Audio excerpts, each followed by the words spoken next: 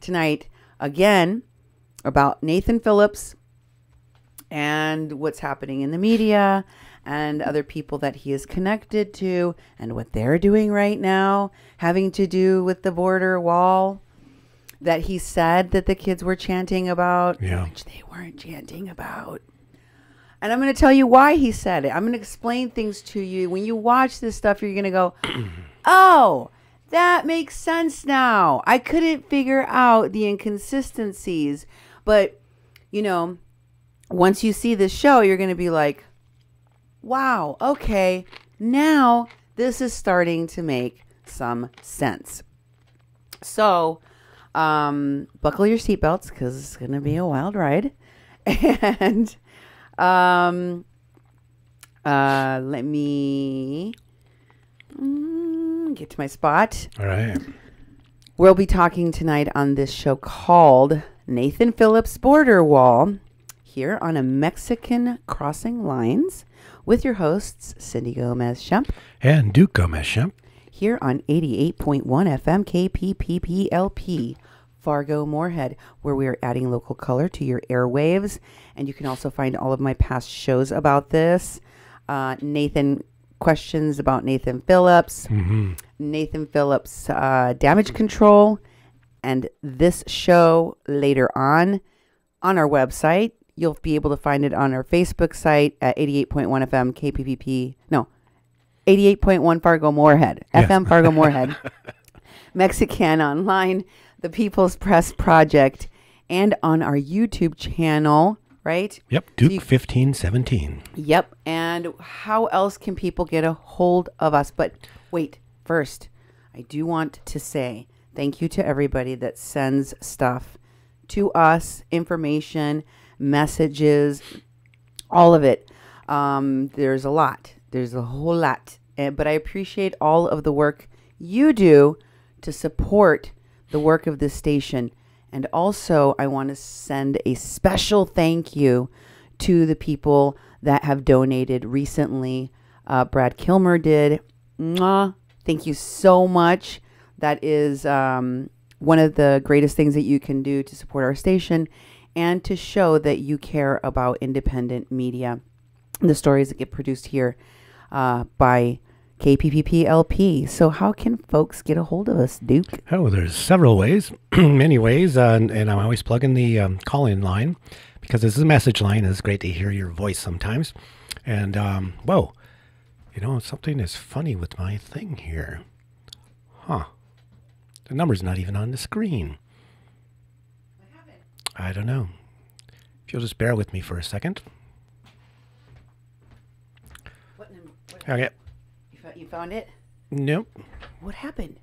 Let's just tell them about it. Okay. I guess I won't have a number on my screen. I don't even know what the number is. Yeah. Look at your screen. It's 566. Okay.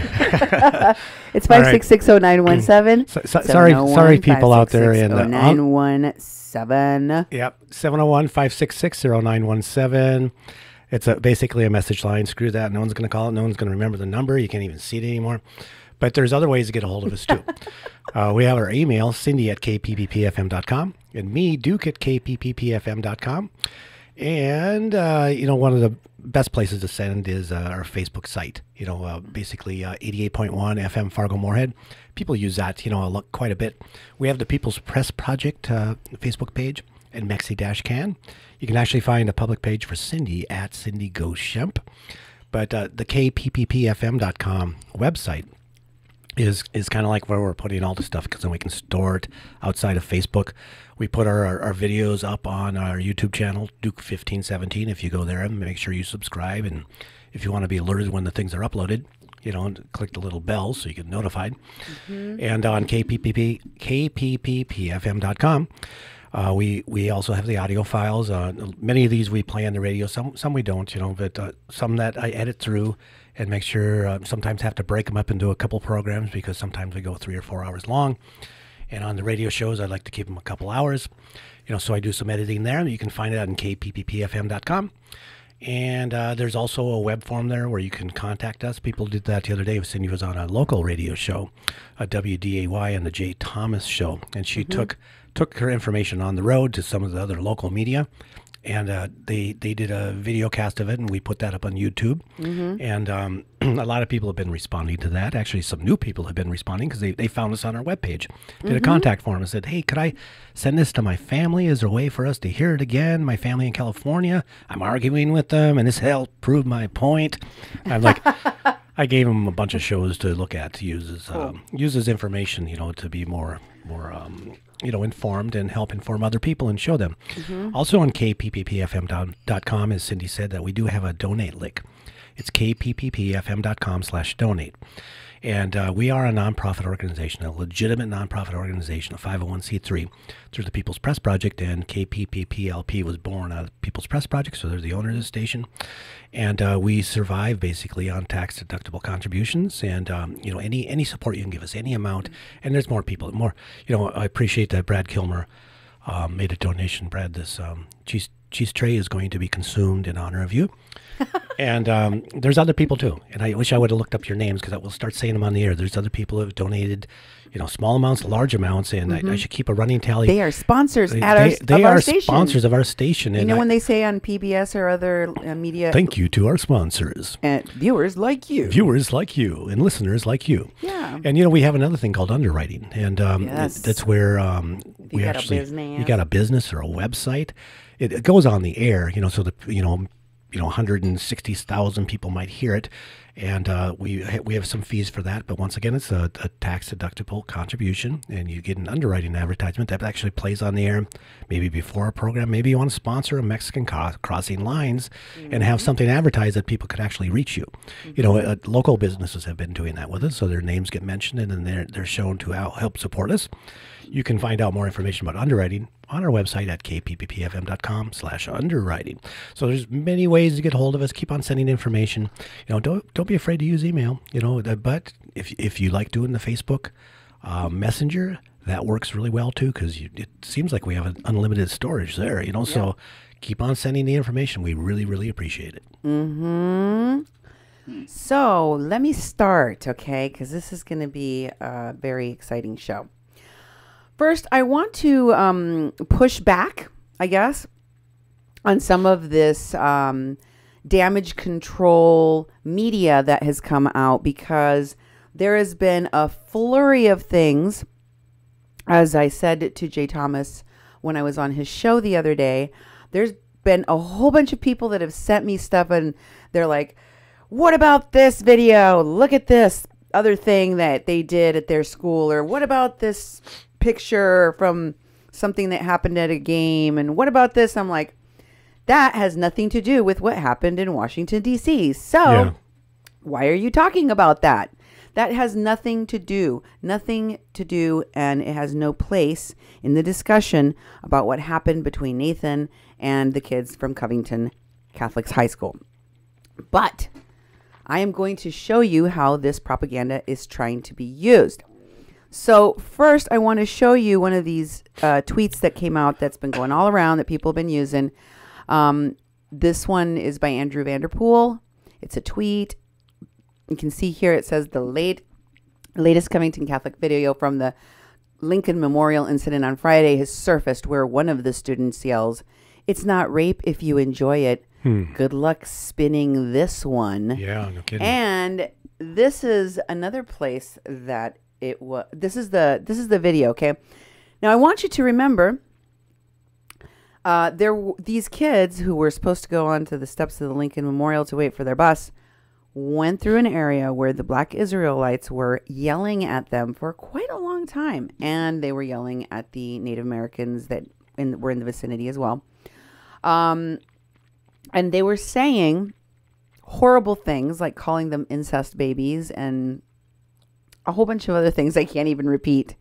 But among them, they were talking a lot about people having sex and either condemning it for being, something against the Bible, or I'm not going to even try and understand the crazy hate speech of the Black Israelites, because it will rot your brain. But the point is that if one of these teenagers, in response to what the Black Israelites were saying to the school kids, not what one of those school kids was saying to another girl in that group, said, well, it's not rape if you enjoyed it.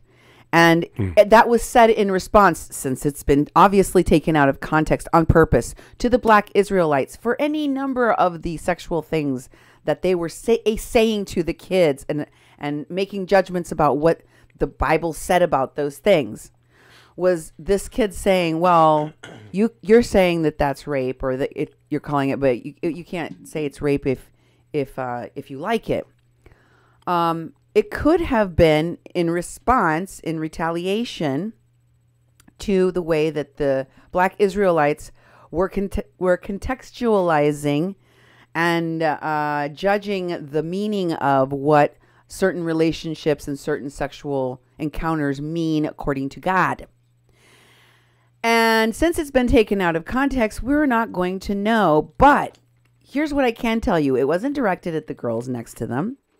It was directed at the Black Israelites. And you can see that after he says this, almost immediately, everyone in the vicinity around him, including the girls, laugh at the Black Israelites, who have been mercilessly making fun of them.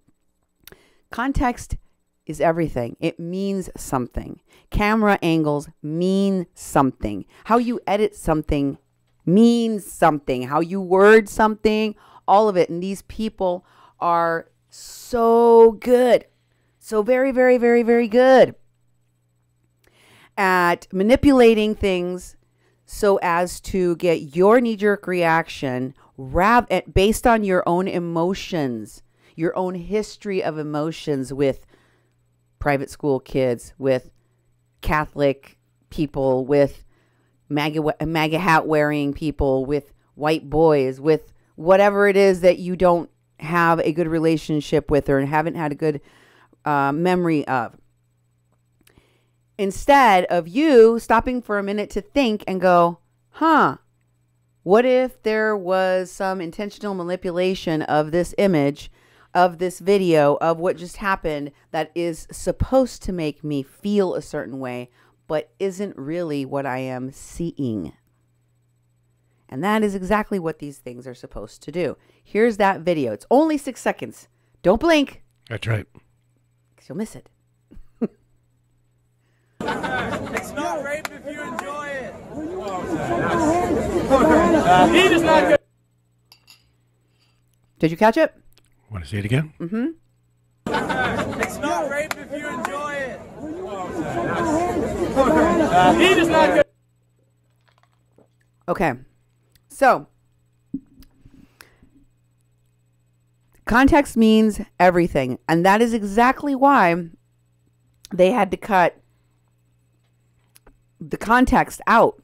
But go, because there's all these videos online where it's like hour and a half or 2 hours or more of videos of this happenstance, of these kids out there. And you will find no video, no audio of the kids saying build the wall. I also heard, somebody sent it to me already, a little clip of what sounds to me, after having listened to these things on the loop for the last week, over and over and over again, like it was the Black Israelites saying that in that video. So why don't you go back and listen to it again?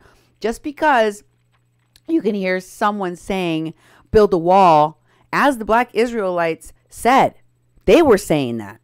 They were saying that. You can find evidence of the Black Israelites for sure saying it. You can't find any evidence of a white boy from that school with the MAGA hat on saying those words coming out of his mouth hole. You can't find it. If you can, get at me. Let me know.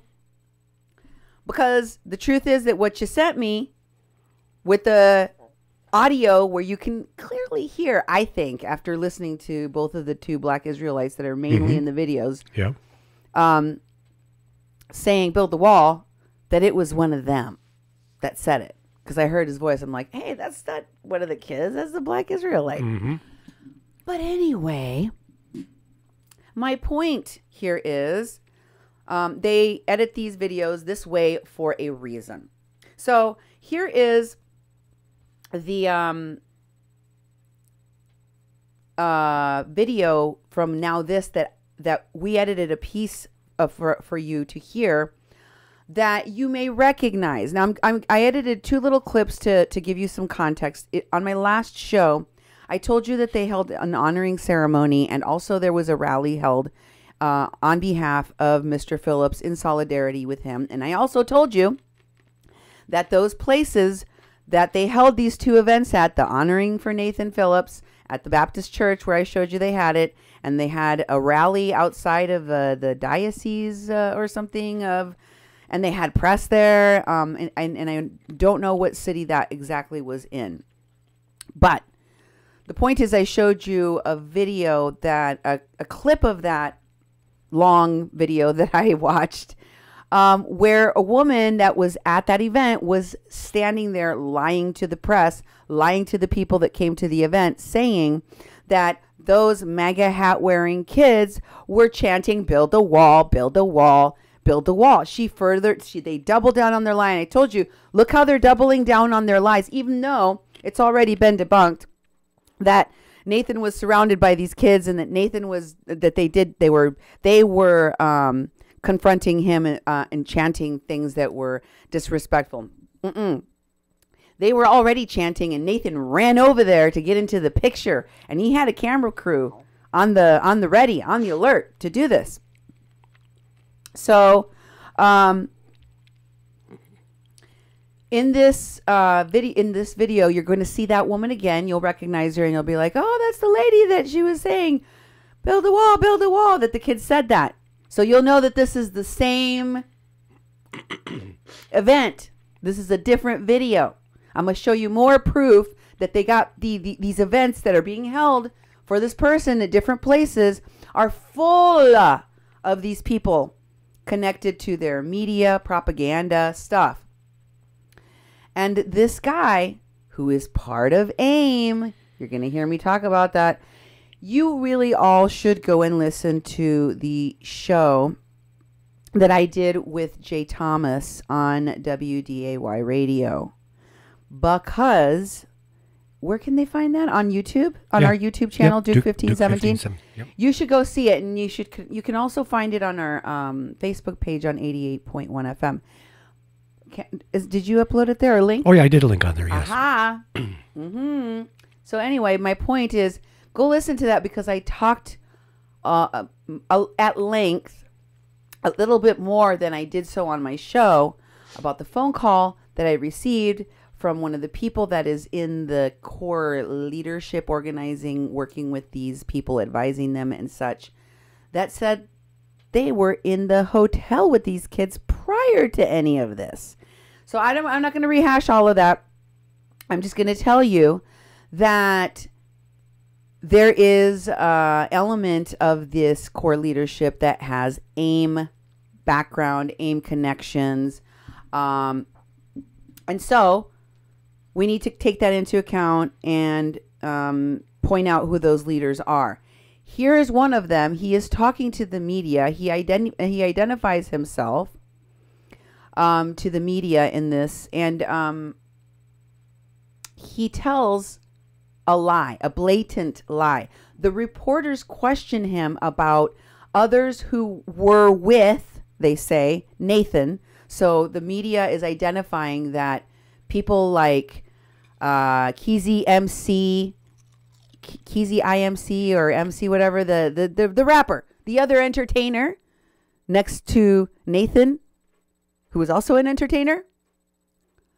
I told you they were actors, but like for real, like they got IMDb's and everything. You could go look them up, a lot of them. That's how I was like, wow, they all have IMDb's, and they're working with PR people who handle Hollywood actors. Well, AIM is involved with them. So this guy says, and he's got a name shirt on, you'll see that. But anyway, he's asked by the reporters they've seen stuff. There's proof. There's news stories. Keezy MC, I showed you, talks about being with Nathan, and he went up there to drum with him. People don't know how far they go back. And then I showed you on my show yesterday, there was another dude named Alvaro Andrade, the red aim cap guy, right? And I told you a little bit about him. And I told you that Chase was promoting that guy wasn't recognized yet. And I told you, look at what this guy did. Look at what Chase wants you to applaud and recognize. He told these kids to go back to Europe. He cussed at them using the F word. Something which I told you none of these kids did. None of these kids were rude. They weren't abrasive. They didn't use bad words. They when they were feeling accosted and bullied, rather than go, that's it. I have a right to say something to that person. I have a right to righteously angry or do something. They went and asked their chaperone what they could do. And chaperone told them they could chant. That's what this young man has said.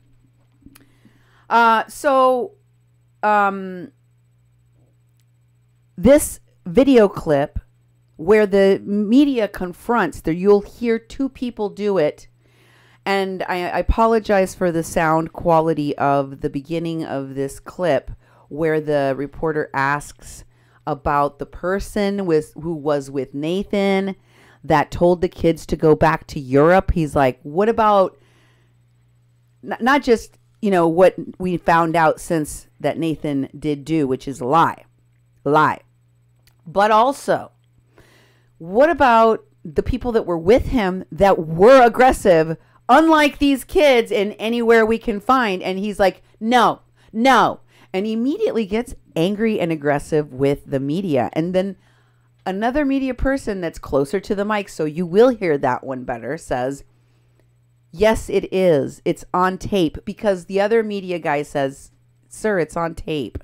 Like, it exists. You're denying the reality that we know exists. And the guy says, no, it isn't. No, it isn't.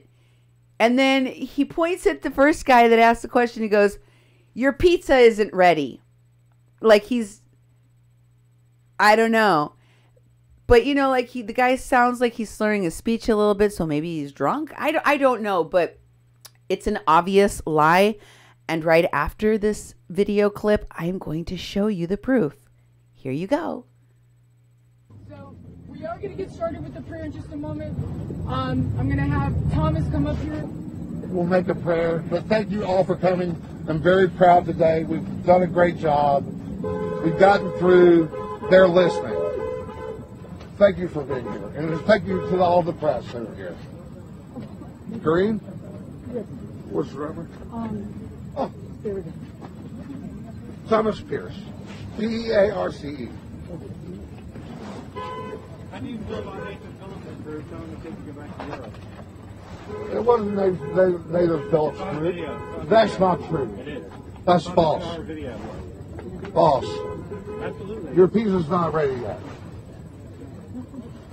It is on video, sir. It's not.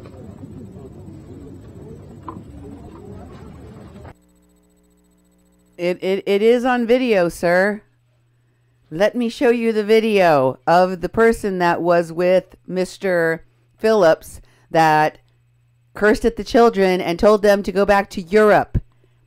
He was yelling racist things and cursing at the children, just like the black Israelites, whom I showed you in the video yesterday, was drumming and was talking to Keezy MC, the other person that was also with this man, Nathan Phillips, and who was smiling in the videos with the black Israelites and chatting up with them.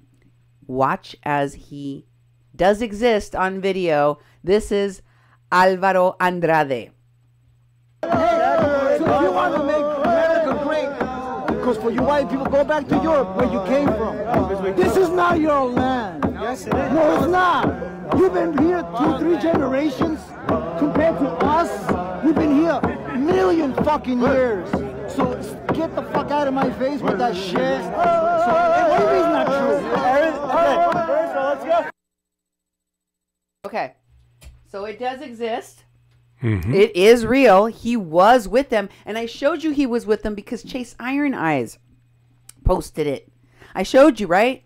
That Yep. Chase Iron Eyes posted it. I showed you that Chase Iron Eyes is one of the organizers of the Indigenous Peoples March. And I showed you that it was posted by Red Rum Motorcycle Club, who also was one of the organizers for the Indigenous Peoples March and the security for the Indigenous Peoples March and the security for Congresswoman Deb Haaland, who also weighed in on all of this. Remember I showed you? If you don't believe me, go back and look for yourself on my last show. I gave you all of the receipts, okay? Now, let me show you some more. Here is what, remember I told you politicians are involved in this? Remember I told you that Tara Houska, one of the other people that happened to weigh in on this, who all of these folks are sharing her thoughts, her meetings with Bernie Sanders, her activities working in politics on behalf of Native American people, that Tara Houska happened to be right there next to Chase Iron Eyes. She travels a lot with him.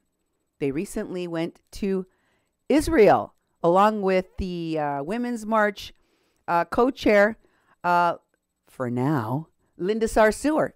There's a lot of gun fighting going on over there with the Women's March. So anyway, I told you Linda Sarsour was at the Indigenous Peoples March, right? Right? Did I tell you? Uh-huh. So anyway, United for Bernie posted, United for Bernie, Tara Houska worked for Bernie Sanders as a liaison for the Native American community. And they posted, now the right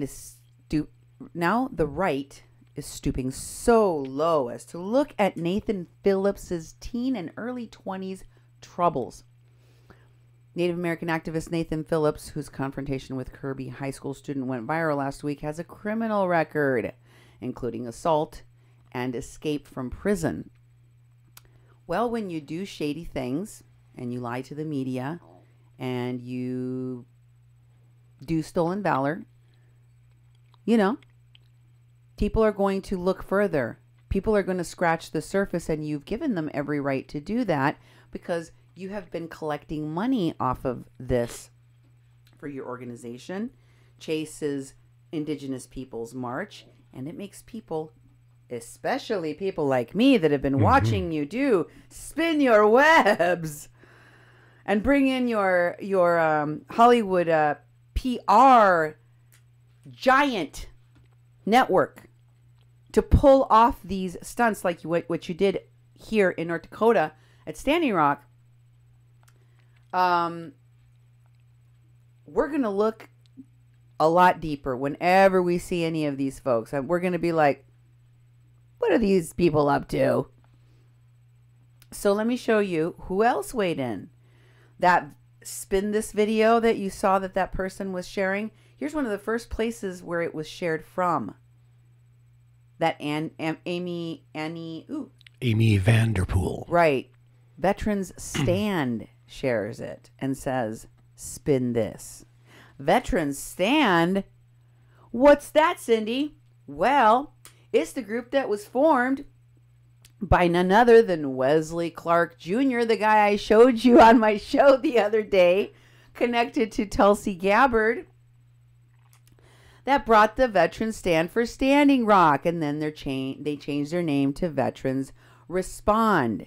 Now, let me show you the Veterans Respond video that went along with that tweet.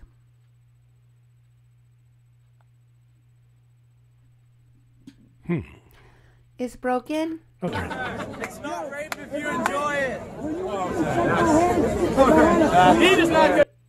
So, as you can see, this is being shared by all of the people that had connections to Standing Rock in their vast network that I told you they continue to use and AstroTurf other different issues.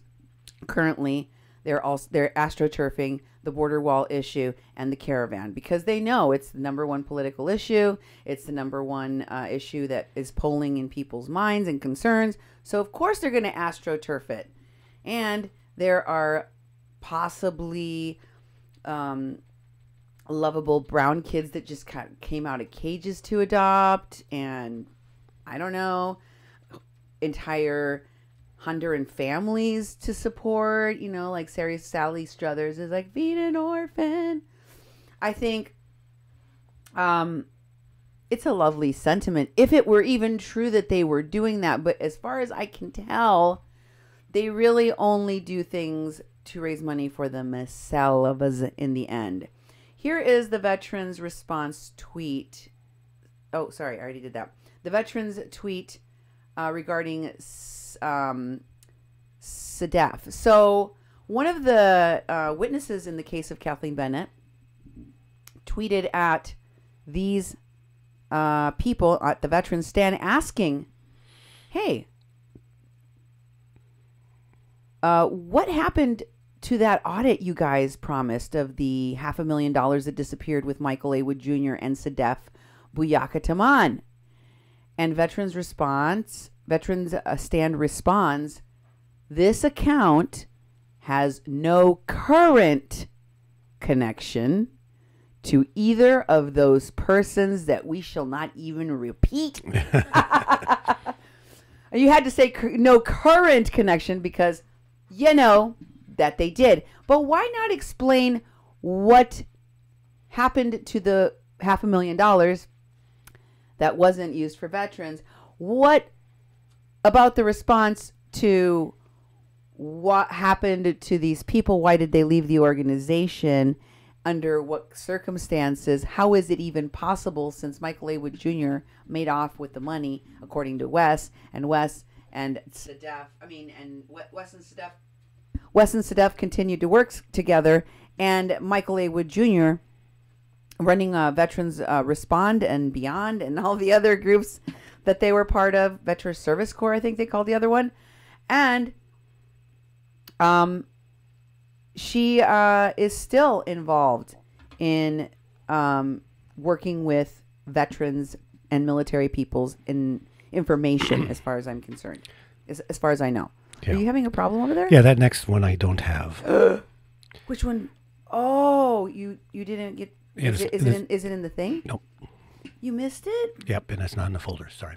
It's not in the folder. Well, I'm going to get it for you. Okay. I'm going to get it for you right now.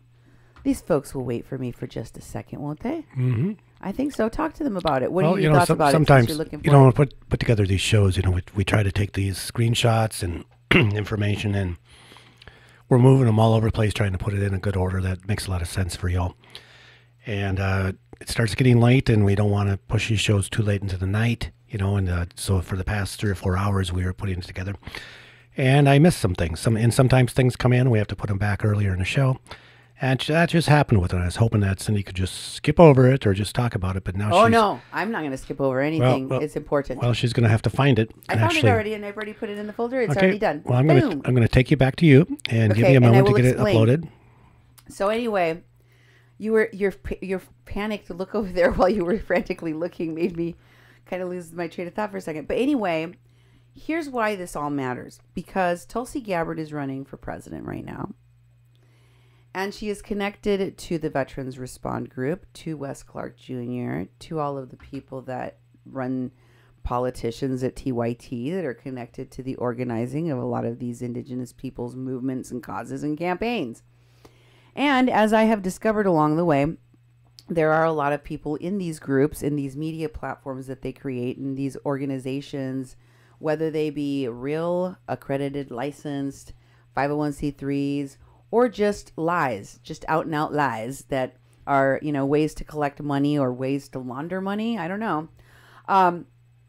And they have a long list of crimes that follow them. I've told you, they get down with child rapists. They get down with people that rape women, assault people, defraud people, all of it. All along the way, I've showed you the receipts. Well, here's one of these receipts. Here's Tulsi Gabbard. There's Evan K. Duke, the Antifa guy, self-proclaimed Antifa dude in the background, right? That I told you also has recently confessed about his criminal record. And then you have Ed Higgins of Activate Now, which is one of the people that, along with that actress I was just telling you about, Kelly Merritt, or Kelly Merritt, from the LA Divest group that I showed you is connected to Jay Ponte. Ed Higgins was part of Activate Now, as were some other people that were on the website that I showed you, where that actress and Ed Higgins and some of the other people that were correspondents at Activate Now at the time that page was put up had their information, right? And those folks, I told you, were involved in the crime of a violent rape and kidnapping of a girl. The foster kid of a woman that kidnapped the woman that I was investigating the case of, right? So there was also AIM involved in that too, because remember Mulaney Stoneman said that she called it Dennis Banks? Yeah. And that AIM was going to come and help get, I don't know, do something to Mike Fassig, the guy who she said was helping kidnap her daughter, and his son, the guy that raped and assaulted her. So anyway, that's what these kinds of people get up to. This is real. All of this happened. So anyway, Ann Coulter is retweeting Cassandra Fairbanks about this story. I found this very interesting. Oh, yeah. She was talking about, you remember Cassandra Fairbanks, Duke, that lady that threatened to sue our station because we talked about her connections to Roger Stone. That's right. And her visit with WikiLeaks dude. And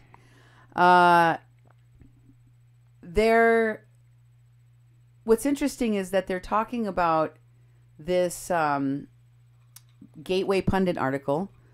Cassandra also writes for Big League, and previously she wrote for Sputnik, the Russian propaganda publication that was recently asked to file as a foreign agent, aka a spy of Russia. Yeah, probably for during the time when Cassandra Fairbanks was working there. So, if you haven't watched my past shows and you don't know who these people are, I'm sorry. Please go to kpppfm.com and type in Cassandra Fairbanks. Go back and get that information and how it connects to all of this. This connects to that? Oh, hell yes. So, then we have the Gateway Pundit article. We will share that with you. Gateway Pundit, in my opinion, is propaganda, and I don't like it. And I don't like the people that write for it. But I'm telling you what they're saying about this. The Covington Catholic Bishop and School Administration, who threw the kids under the bus, now are barring the kids from speaking to the media. Well, here's my opinion on this. This is what the far right is really talking about in terms of what happened to these kids, if you want to call them that. And I do want to call them that because I think Gateway Pundit is definitely far right publication. But what they're saying is that the bishop and the teachers at the school and the kids, they've seen the media attention that this has gotten. They have heard the shows, I'm sure the press on how much of what happened was not true, was misrepresented in the media and by Mr. Phillips and others around him, and that there was not only misrepresentations and half-truths, but also outright lies. And now I have shown you that there is malicious intent, right? I told you how. So I don't think it's a bad idea for these kids to not be talking to the public, to the media about this anymore. I think that that's perfectly okay. Also, they're kids in school, right? If their parents let them talk to the media under the safety of the counsel of someone, I would have definitely gotten some counsel for my kid if they, especially if I could afford it. Although I am more media savvy than most, so I know how to talk to my kids about this stuff. A lot of people don't, and let me tell you, it is a minefield navigating the media world, especially for a kid. So I think it's perfectly acceptable, both that they have guidance and you have a little string cheese here on you, that they have guidance and assistance, but also that they are told to just stay out of it.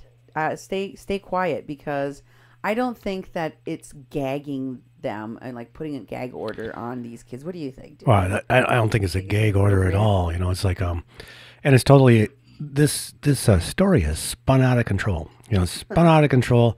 You have media all over the place, backpedaling on some stuff they reported earlier. And now they're front pedaling on stuff they're trying to grab. So they're looking for all these angles, and to put all those kids in the middle of it, you know, it's just, you know, people are getting mad at us because we're like, you're protecting those mega hat wearing kids. And it's like, hey, you know, we've seen enough. In fact, I am tired of this story, and we're actually bringing more information tonight, but it's like, it keeps on spinning out of control. When Cindy was over at the Jay Thomas show yesterday, he was like, looking at a video that Cindy sent him, and he says, does the media have this? And I thought, wait a minute, you're the media, aren't you? You know, you have a 3-hour talk show every day on the radio. But and most Cindy, of you know, the and media hadn't shown it. and most of the media hasn't shown it because they'd have to actually wade through all this stuff. And it would take them hours, and they don't have hours to do their stories. No. They have a little bit of time in one day to do their story. So they're going to be pressuring these kids to get some sort of soundbite or some sort of angle with the kids. And I think it's totally fine for anyone to decide not to talk to the media. I don't care what you've done or what's going on. If you decide not to talk to media, I think it's cool. You know, you have the freedom of speech, the freedom to keep your mouth shut. You know, so I think that, you know. And these people have people working in the media. Yeah. Even Christina Hollenbeck, who was one of the people that's of the Nexus billionaire wealth, Yeah. that got involved with collecting all of these false reports that were given to the police that put an innocent woman, Kathleen Bennett, in jail for 6 months, framing her falsely for a crime she never had anything to do with. And that woman's mom is Sharon Hollenbeck. This is her. Sharon Hollenbeck is, what does it say there, honey? Sharon Hollenbeck, professional experience in performance, production, and writing for public television and radio. Imagine that. Lucky her. Her mommy literally works for television, in communications. They have access to billionaire wealth. I mean, what more could you want? But of course, these folks they're criticizing these kids for having hired a PR firm. These people literally hired a PR firm defending WikiLeaks' Julian Assange and rapist Jordan Sheridan, and another guy that was a sexual harasser that ran that PR firm, which I can't remember the name of the PR firm that we talked about in the past. Remember? But what was the name of the show? It was called for like PR for Predators. Maybe. PR for Predators? Maybe. Yeah, Publicists for Predators. Publicists for Predators. Publicists for Predators. I did a show on it. A whole show about how the people connected to the Standing Rock phonies in the media, like in this case that I'm talking about, Jordan Sheridan, the rapist, they hired a publicist to slander and demean and silence the woman that they raped. Yep. The 3 people that raped one girl, a reporter. I shouldn't call her a girl. She's a woman. She just turned 21 at the time that they raped her on her birthday. Anyway, so there is a New York Daily News article. Here it is. I'm going to share it with you. You can check this out. It says that the Marine Corps says Nathan Phillips did not serve in Vietnam. And next to him in that picture, you will see Raymond Kingfisher. Okay. In this picture that you are looking at. Directly behind is Jameson Dargan, the last man standing, which I have shown on my show, that is connected to all of these people you are now seeing. I just want you to see that the guy I just showed you was literally in the news stories, in the photos I showed you yesterday night, in the stories that I've showed you in the past that connect the photographers and the videographers and the documentary filmmakers that did stuff since Standing Rock, were at this DC event in the March. We're right there next to him. Raymond Kingfisher. Yep. Okay? It wasn't a coincidence that they were all just the same group of people standing together 2 years later. No, folks, these things are planned. And let me show you that there's a lot of other backpedaling going on. Here is Ilhan Omar. She took down her inaccurate attack on the students from Covington Catholic School. But you know what? These Standing Rock phonies are doubling down on their BS because they do not want to take it back. They don't want to admit that they've done it. They don't want to take it back. And they have learned from Trump. Deny, deny, deny, deny. Never admit that you have been caught red-handed. Here is what Digital Smoke Signals said. And they're talking about people controlling the media. Oh, yeah. Who controls the media controls the narrative. In history, Western media has always controlled the narrative. Today, Western media still controls the narrative to a point, ... Indigenous people have taken to social media to share what was once a one-sided story is no longer the full narrative. He doesn't know how to word in English.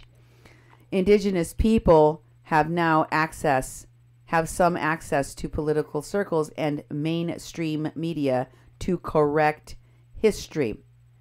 Are you talking about your connections to Bernie Sanders and Winnie Wong and Francis Fisher? I can guarantee you, he goes on, Covington High School students hired a professional PR team to coach him through, prepare him for his answers and statements. And yet, Myron, even with all of the support, the PR people that you have working with you, like Seven McDonald and Maggie Day and the hordes of lawyers and all of the media that supports you, you still can't string a sentence together. Yeah. You still can't word in English. Sad. Yep. Let's go into what more he said. Indigenous people have learned from our experience with the Dakota Access Pipeline, hiring propaganda media, paid actors, propaganda photographers, and paid local and radio to create a one-sided narrative. Do you remember I just showed you this on my last show? Yeah, I remember. And it said Fargo Radio. Oh, it says it in there too. Where does it say it? Keep on reading. Oh, that's right. There it is. And it says, to date, this is who he's talking about. He's talking about me. He doesn't like to say my name. No, he doesn't. Today, there is still a local Fargo station, still gaslighting water protectors, using only Facebook post information. No, I use interviews. I use phone calls. I use screenshots. I use pictures. I use a lot, Myron. Don't lie. Yeah. Just like the Fargo radio station, many mainstream media has little to none participation in our Indigenous communities, ceremonies, or frontline actions and protests. The narrative will come from not experience, but ignorance on the Indigenous topic. And just like buyer beware, reader beware. They are not in Indigenous circles, even if they say they are Indigenous. The solution is to continue to film as community journalists, media filmmakers, and allies. Your story is so important. Your experience through Indigenous eyes and inclusion is vital to accurately share the story of the community and advocacy journalism. Learn from Indigenous history. Learn from Black history. We are and need to be the media. Okay. Now, let me respond to that briefly. This is a guy who is literally in Mexico with Evan Duke on the border, going in and out of Tijuana, one of the people that was just questioned by Homeland Security. And what is he doing? He is talking for Central Americans and Mexicans standing in Mexico, bad-mouthing along with a lot of these other people, the law enforcement and Border Patrol, because he wants to make money off of exploiting the migrant caravan, just like Nathan does, just like Chase Iron Eyes does, just like all of these North American Lakota Indians and Indians from the United States. You have no business talking about what's happening with this caravan because you don't know. You don't understand immigration law. You don't understand the policy. You can barely speak words in English and write them, dude. And you're going to tell me, a Mexican que sí habla español, I have lived over a decade of my life in Mexico. I still go back regularly. I have family there. I talk to them regularly. You're going to tell me, somebody that has literally lived in that country and still has a lot of ties to it and still has connection, that have worked in immigration most of my life, that still works in immigration with immigration attorneys locally. I have shows on my radio station you can go back that I've done with immigration attorneys. You can speak for me, and you're going to tell people that that radio station host in Fargo can say that she's indigenous, but she's not. Okay, but let me tell you something, folks. These are the same people that I showed you are so outraged by these MAGA hat wearing kids doing the tomahawk chalk because that's appropriation and that is rude and that is racist, right? The MAGA hat is racist. The tomahawk chalk is racist, and I'm not even even if they tell you they're indigenous, they're not. They're not the indigenous ones. We are the indigenous ones, right? They're the only ones that can speak for indigenous people, even though they can't speak to them. Porque ese pendejo no sabe ni hablar en español, ni entenderlo. And very few of the people with them in Mexico can. So, I think it's really super hypocritical for him to say that. Plus, these folks work with white people passing themselves off as Indians, and they put them in leadership roles, and they let them dress up and appropriate Native American culture, and they defend them when they do. But these kids, these aren't their friends, so these kids can just go under the bus. Their school closed down. The diocese had to call the FBI because of a bomb threat. There was threats made against their family. Who cares? They deserve it. That's what these folks feel. That's what they think. They deserve it. I don't just say stuff. I show my work, just like I had to do in my homework in math. Mm-hmm. Okay? Because y'all go tell people that I lie, that I make stuff up. They want people to think, hey, Myron, next time you go to the border, say hi to Homeland Security for me. Okay?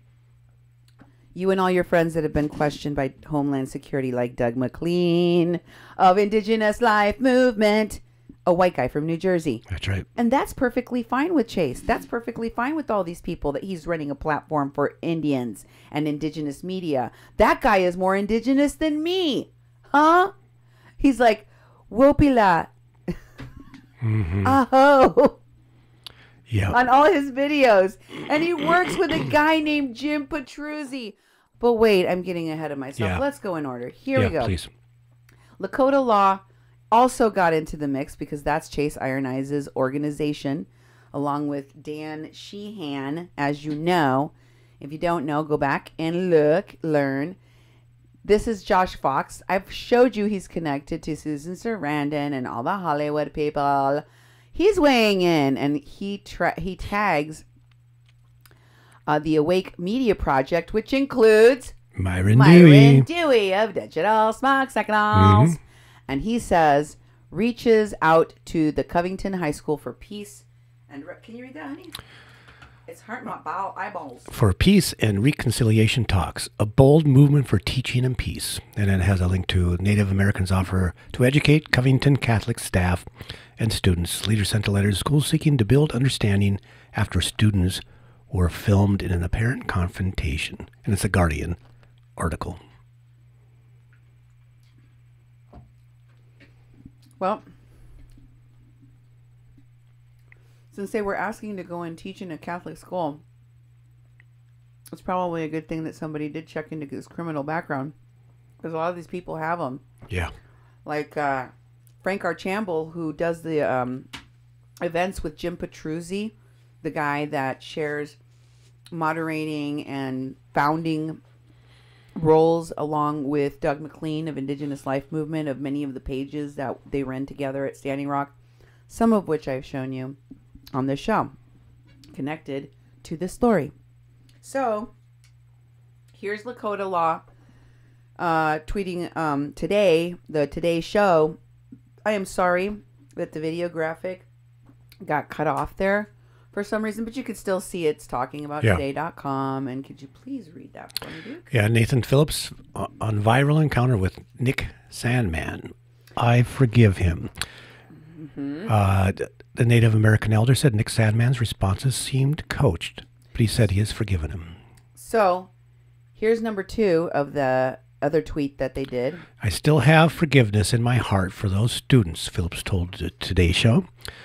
Native American elder from Viral Stare Down says teen's response is he thinks Nick Salmon, the Catholic school teen with whom he faced off last week in Washington, is, well, he's saying he's being coached. Here's what the Congresswoman, Deb Haaland, said. Can you read that? Yeah, it's from the Hill. Native American lawmaker slams blatant hate and viral video of students in mega gear harassing Native elder. This veteran put his life on the line for our country. The students' display of blatant hate, disrespect, and intolerance is a signal of how common decency has decayed under this administration. Heartbreaking. Look, I will give you that to many people, the MAGA hat has become a symbol of hate. But I told you how I feel about that on my previous show, so go watch it. Because I told you that there's a lot of things out there that trigger, symbolize hate for me. For some of us, and I know this makes people angry, for some people in the South, the Confederate statues make people triggered. People that are black are triggered. They are injured. They are hurt. They are constantly reminded. And it's not that the statue is the thing. It's the reminder. And it's not that the statue reminds them. It's that they're constantly reminded of everything from the racism they experience in their regular lives. But on top of it, to see those, you know, it's kind of, it stings, right? Mm-hmm. And I know there's a lot of people out there that are listening to me going, wah, wah, wah. Yeah, wah, wah, wah. I'm just telling you, I don't like it. I'm not going to burn down a building or hurt anybody because of it, right? I'm not going to go confront people or get into a fight about it. Look, I am married to a white man. Our worlds collide all the time. And because of that, I actually have to experience more acts of racism than I would if I were isolated with only brown people around me. I wouldn't have to experience acts of racism as frequently. They would still happen, but it wouldn't be as frequently because, you know, people exert lateral violence against each other. But here's the thing. What did I tell you, Duke, about confronting racism? I said, no. You don't have to go pick any fights. Yeah, the fights will come to you. I said, if somebody comes and attacks you, if somebody comes and gets in your face or in my face and is saying something, then you say, and you have every right to say, hey, whoa. You can't say that to me. Get out. If somebody comes and gets up in your face, up in your space, as these people like Nathan and Alvaro and Keezy MC and the white girl in the picture that I still can't identify, the one with the blue eyes, Raven Kingfisher, all these folks, if someone comes and gets in your face, I think you have the right to at least do a school cheer, you know? Here's what Evan Duke is doing in Mission, Texas. Evan Duke is the creator of a group I've been telling you about called the Asylum Seekers Caravan Support Network. Okay. He, along with Myron Dewey, run those pages, administer those pages, and others, including Occupy Inauguration, as well as Occupy ICE. Abolish ICE. Abolish ICE, Occupy ICE, Occupy Inauguration, and I've shown you all of the evidence of that in my past shows. Okay? So if you want to go see all the evidence of that and all the receipts that he did all of that, go look. And it's important for you to remember that I just told you that he is with one of the founders of Occupy ICE and Abolish ICE, because you're going to hear that messaging from Nathan. And it's important that you know why he's saying that, because he's working with this guy. And I said on the Jay Thomas show, well, there's a bunch of people setting up these camps where they're going to be working with Veterans Respond, and the veterans connected to Veterans Respond to go and help the caravan, to protect the caravan goers from the authorities, just like they did at Standing Rock, supposedly. Except they didn't do anything except stir the pot and create violent clashes with the police, costing the state millions of dollars. And they had this whole crew of people ready to take the picture, shoot the reel, put it in their movie, like Josh Fox, like Myron Dewey, and make money, money, money, and take it on the road and take it to the college and speak here and fly there, and then AstroTurf the next day. It's true. That's how they did it. So here is what Evan Duke is doing down there. This is some bizarre, weird thing. They're with J.R. American Horse, who was at Standing Rock. In fact, if you recall, Bill Runningfisher, the guy that framed Kathleen Bennett, saying he was a U.S. Marshal, running around showing everybody some Marshal coin as proof that he was a U.S. Marshal. Remember how I showed you that this veteran lied about being a veteran? That guy lied about being a U.S. Marshal, and he showed people a coin. And people like Mulaney Stoneman, the kidnapper lady that lied and said that this woman was abusing her mom, she told me this story about this coin. And she's like, well, I said, did you see his badge? Did you get his badge number? How do you know he was a U.S. Marshal? He showed me this coin. And I was like, what? How is that supposed to be an ID that you would be like, oh, you got the coin, that means you're a U.S. Marshal? Like, what? I mean, that's not how you verify whether or not somebody is a person in authority, right? And the person, J.R. American Horse, who was a medicine man that was at Standing Rock, he was accused by Bill Runningfisher after they got into some kind of infighting at Standing Rock and kicked him out of camp, that J.R. American Horse was one of the persons responsible for many of the violent clashes with the police, and that he was also a terrorist who helped to blow Sophia Wolanski's arm off. That's what he told me. I have it on recording. And they're talking about the Yauli Village base camp that supports Chairman Juan Mancias of the Carrizo Come Crudo tribe, who has been weighing in on all of this stuff that happens at the border with the caravan. And they're supposedly protecting this butterfly refuge. And he says there's some pictures here in this post with Ramirez Ranch and the native/veteran cemetery. It doesn't just have native people's bones, it has veterans all over it. And it's being threatened by the wall. Everyone, hey y'all, there's butterflies they're going to save. They're saving some butterflies. They're saving veterans. They are saving Native Americans. All of it together, just like it's Standing Rock. And they're the perfect people to do it because they were at Standing Rock. And then he says that they're going to resist the border. Okay? Remember that. It's important. Here's the veteran cemetery that they're in. Check this out. They put up a sign that says Veterans Cemetery with these Indian symbols on it. Have you ever seen anything like that? And then look what he's got on his shirt. What does it say on his shirt? The Veterans for Peace. Okay. Remember the same Veterans for Peace group that we saw at the Barretal shelter? There, pay attention to what he wears. Look at what's in the background, way back there. So it says World War I, World War II, and Korea. Okay? That's what it says. It's interesting because they put these signs up that I know just weren't there before. Yeah. Mm-hmm. And all the way in the back there, you see this one. Yeah. But you can see it's back there, right?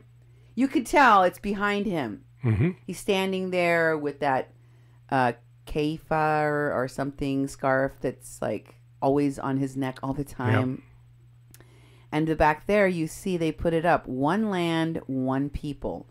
Una tierra, un pueblo. This is the same marketing branding that they've been using for the condor and the eagle. You see those two birds in the middle? Oh, yeah. That's the condor and the eagle. Oh, okay. That's that prophecy that they keep pushing that they made up out of whole cloth.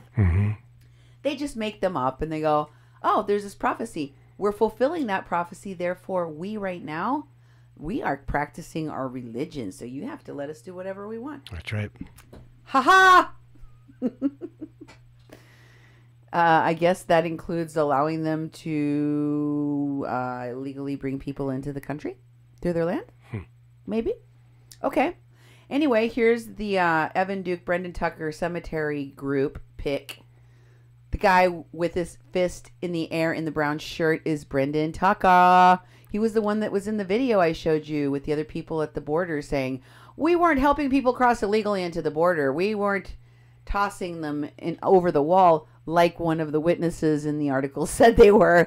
No. We were just delivering medicine. And we were there to document, right? And there's Evan Duke. Boy, didn't it look like they're working hard, Duke? Oh, yeah. I don't know what are they doing? I don't know. Digging up graves? I don't know what they're doing there. Duke. Oh, my God. I was like, do they have shovels in their hands? Yeah. Or are those picks? Or what is it? I don't know.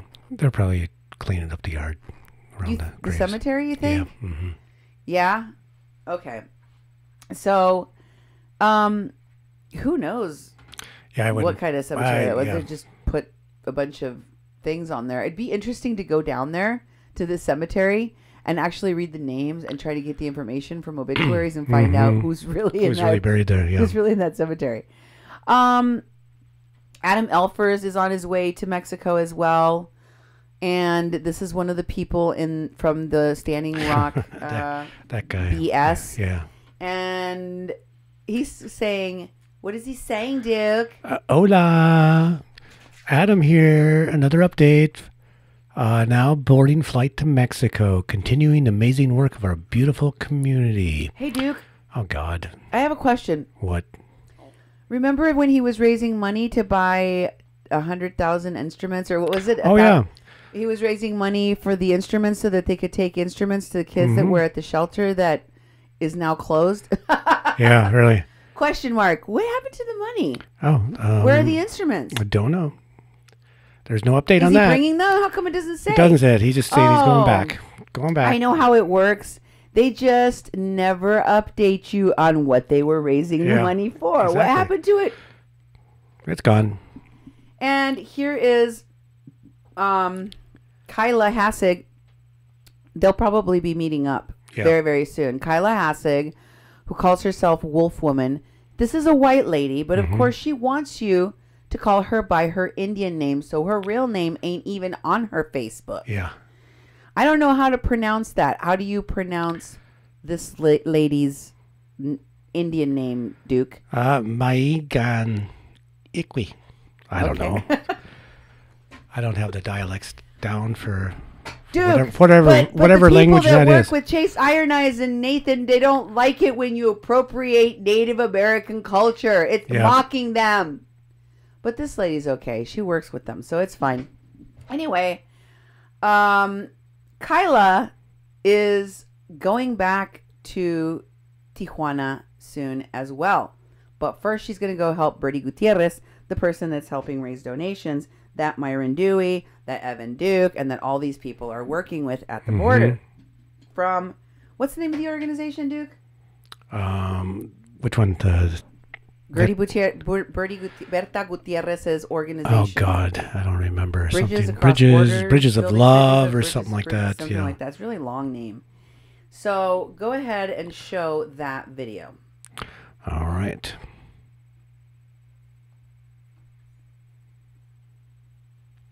Hold on, folks. There it is.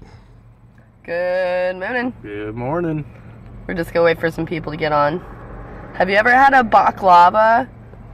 I have not had a baklava, and I still am saving it. But Hector got us a baklava last night. Thank you, Hector. Yeah, thank you, dude. I'm not sure what they are. I tried a little bit of it. It's pretty good. So, wait till I'm like really hungry, and then I'm gonna eat it. Just like that. Just like that. Just like that. I see there's a couple people on, but I don't see your names coming up on the screen. So that's okay. I thought it says, do you want to tag Neville Robbins? Tagged. So there's 4 people, 3 people. I can't see who you are, but hello. We are in California. Yay, we made it. We're like 4 hours away from San Diego. So we're coming, Jake. Don't you worry. Almost there. Good morning, Maxine. Good morning, Marlene. Oh, Marlene. Yeah, thank you for license plates. Thank you for anyone who's sending those license plates, because that's super epic. There's like a part of you on there, and we get to like roll around with you, and that's awesome. Hey, G. So yeah, we just wanted to update you and let you guys know we made it to California. Woo! We are 3 hours and 52 minutes from San Let Diego. me see. Yeah, so we're out in Nevada, out of the Arizona thing. We got about, what'd I do? About 3 hours, 52 minutes left. So Jake, don't you worry, we're coming, buddy. We're coming. We're coming. So, off to see Jake. I think we're also gonna be helping out with Birdie. That sounds about right. That sounds familiar. Yeah. So we will keep you guys updated. We just wanted to let you know where we were at. And we will update you again when we get down to San Diego. Thank you, Ellie. I know, we're always traveling. Hey, that's the job of a nomad. You have to get to where you're gonna be. You gotta do whatever you're doing there, and then you just gotta get to another place you gotta be. Keep moving. Yeah, we like to meet new people, see new things, everything. So, Maxine, are you in Los Angeles? I didn't know that. Los Angeles. I think we're gonna like be going through there a little bit. Travis! Hey, Travis. What's up, dude? So yeah, California bound. We're in California. Almost there. Got 4 more hours. Going to San Diego, meeting up with Jake. And that's about it. I love you guys. We'll update you. Yeah. Ooh, thanks again, Hector. Yeah. Mad Greek Cafe was awesome. Oh yeah. Hey, y'all, if anybody knows who Hector is that they're talking about, the Jake they're talking about is Jake Lee, the guy that's been giving advice about sponsoring Central Americans in your home and how easy it is. Yeah, I remember that guy. And how easy it is to get asylum in the United States. Mm-hmm. It's not. And also, their other person that they're talking about, Bertie is Bertie Gutierrez. Yeah. Okay, so all of the Jake Lee, as you know, is with Lolly B. And in a little while, I'm sure Doug McLean will be coming back down there because Doug McLean went to the Indigenous Peoples March to film on behalf of Indigenous Life Movement, but was just with Lolly B and Jake Lee. Yep. So this person is not the only one that is one of the people in the leadership that is a white person and is in some way appropriating indigenous culture, indigenous names, indigenous platforms. This platform, which was co-founded by this white lady passing herself off as an Indian, Desiree Kane, was taken away from a real Native American named Jeremy Frendenberg. I know it doesn't sound like it, but he is. He's an artist. He's Navajo. And he told me, and I still have the tape so I could prove it in case somebody tries to refute what I have said about what he told me, that she stole this platform, the Indian Problem, from him, and that she also is a pretend Indian. And that if it's true that she really just did realize while she was at Standing Rock that she was of Indian heritage, much like Elizabeth Warren, she better not start wearing and acting like an Indian. And she did. And she even put on brown face. But Chase is totally okay with that. And so is the Bernie campaign, which also works with her and real Native American ancestry persons like Tara Houska. You see how small the circle really is? Here is the Indian Problems post about this, however. If you really respected veterans, you wouldn't be bringing in veteran issues to discredit a documented act of racism. Whoa, it's not an act of racism.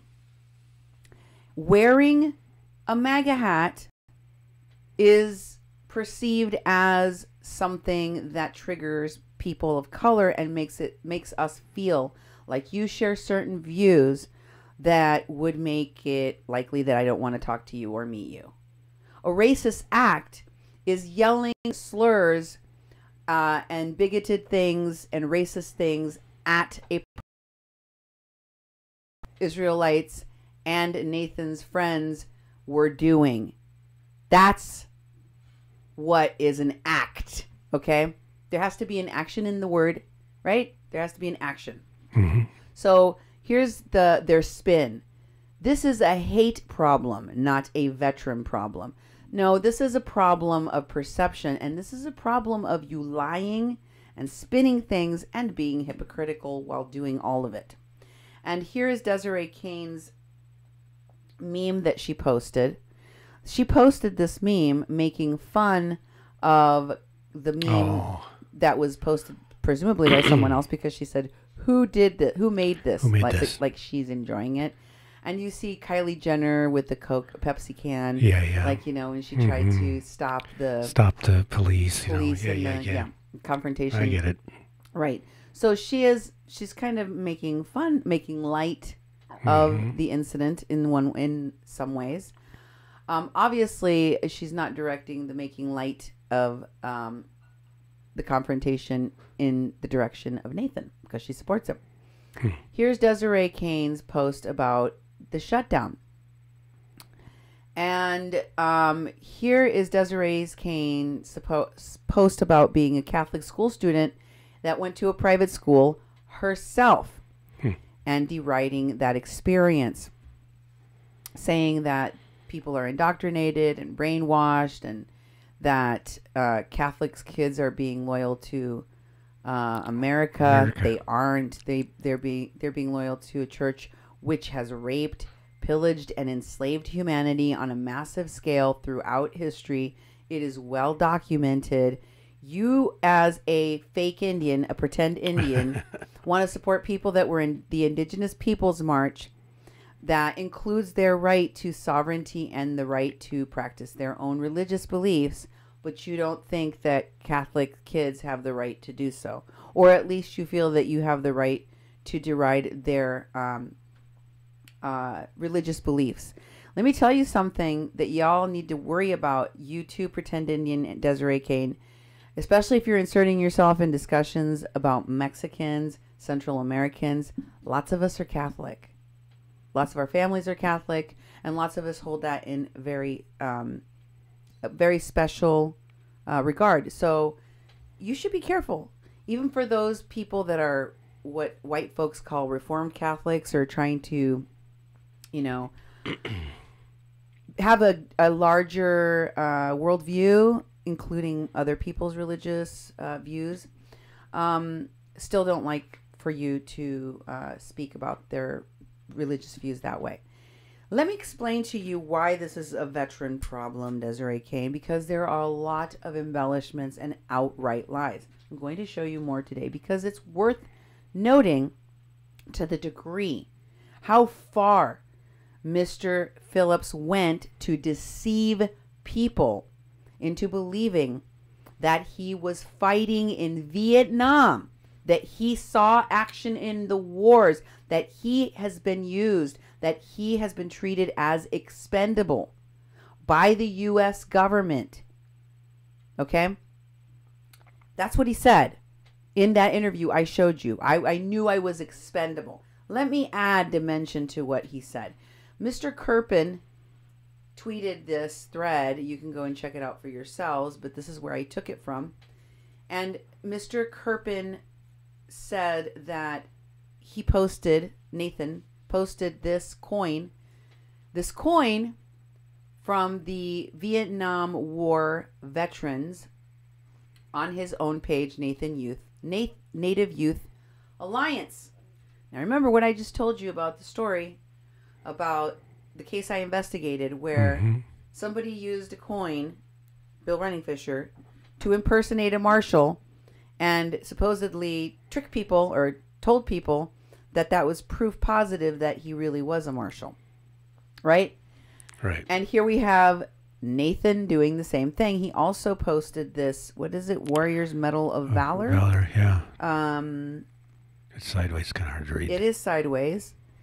And it's difficult to tell what it says, but he's trying to show that he received some kind of Native American nations of the United States of America. Warriors Medal of Valor. That he received some kind of medal for his service, for what he did. Right? Yep, exactly. And then, you know, there's this tweet, which is really important, especially since what I told you about Evan Duke and Occupy ICE now apply to Native Youth Alliance, Nate Phillips. And what does it say? The Phil Carpin tweeted a post of Native Youth Alliance, and he said, "I wonder why he made up the Build the Wall chant," asks Phil Kerpen at Kerpen on Twitter. He says, "I wonder why he made up the Build the Wall chant." And then he posts the Native Youth Alliance post by Mr. Nathan Phillips saying, "I was taken by the government in 1960. He's referring to how he was adopted, right? Okay. Because he's an adopted child. But he says it this way: "I was taken by the government in 1960. You know, like the government is taking kids away, separating them from their parents in Central American thing. And then it says, U.S. Indian policy. Want to know how I know he's definitely talking about making a corollary between his own life and being taken away by the government from your parents? Because the very next sentence says, abolish ICE. Nope. Abolish U.S. Immigration Customs Enforcement. Yes, abolish ICE. Well, that's what U.S. Immigrations and Customs Enforcement means, honey. It means ICE. Yes. He's saying abolish ICE.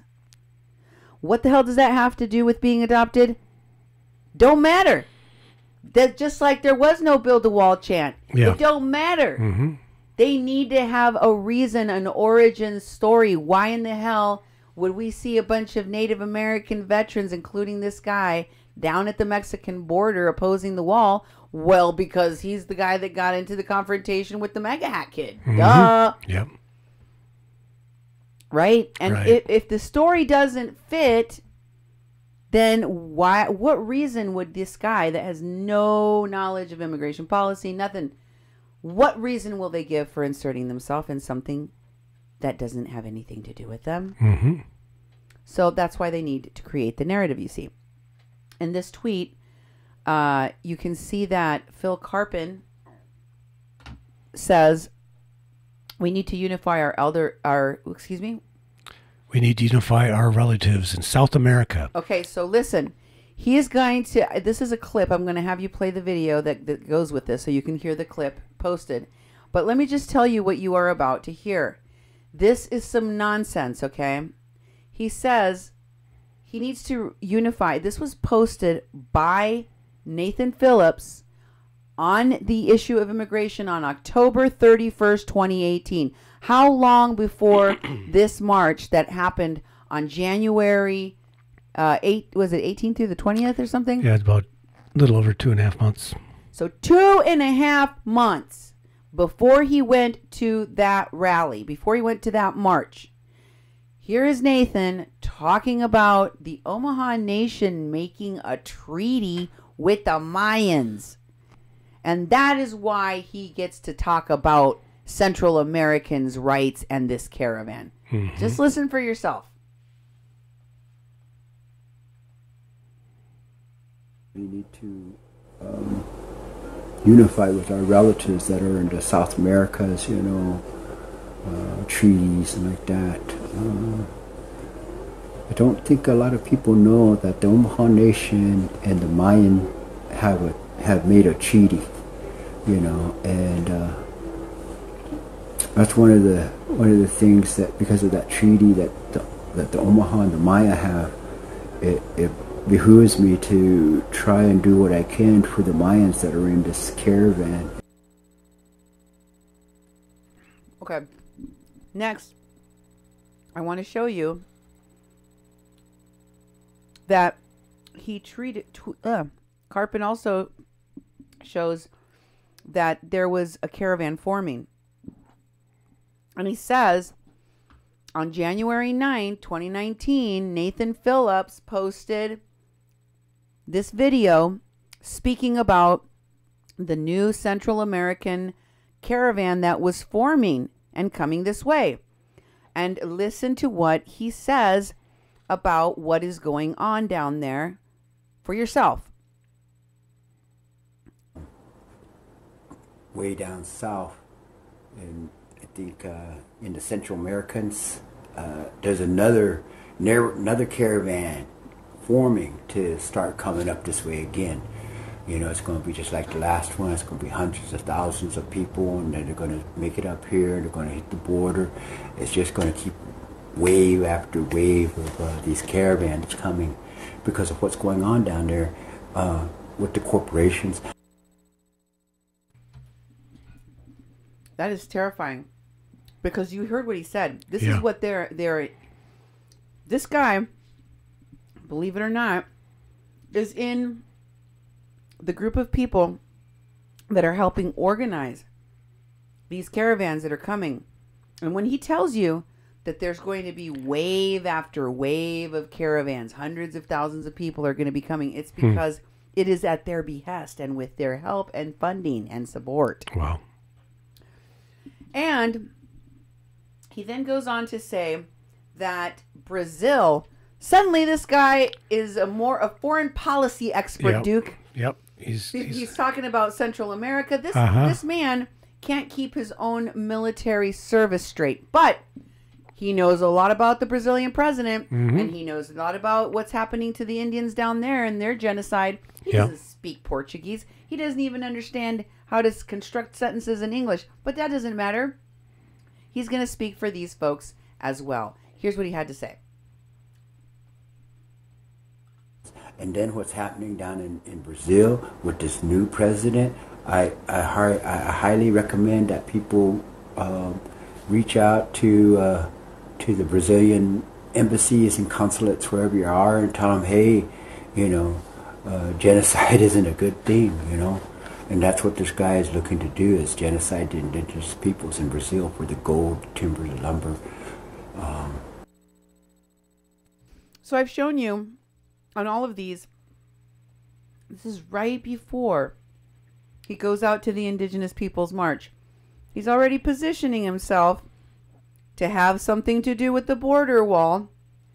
And then he gets out there.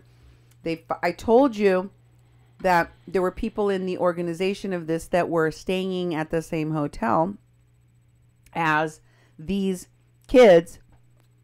So it's very likely that they were casing them. They knew they were MAGA hat wearers. They're like, we could probably go, put these kids in a situation where we can get them to say, build the wall or chant at us or something. And when they do, boom, you put Nathan in there and Yep. We got the story we need, but it didn't work out for them because the kids didn't do it. So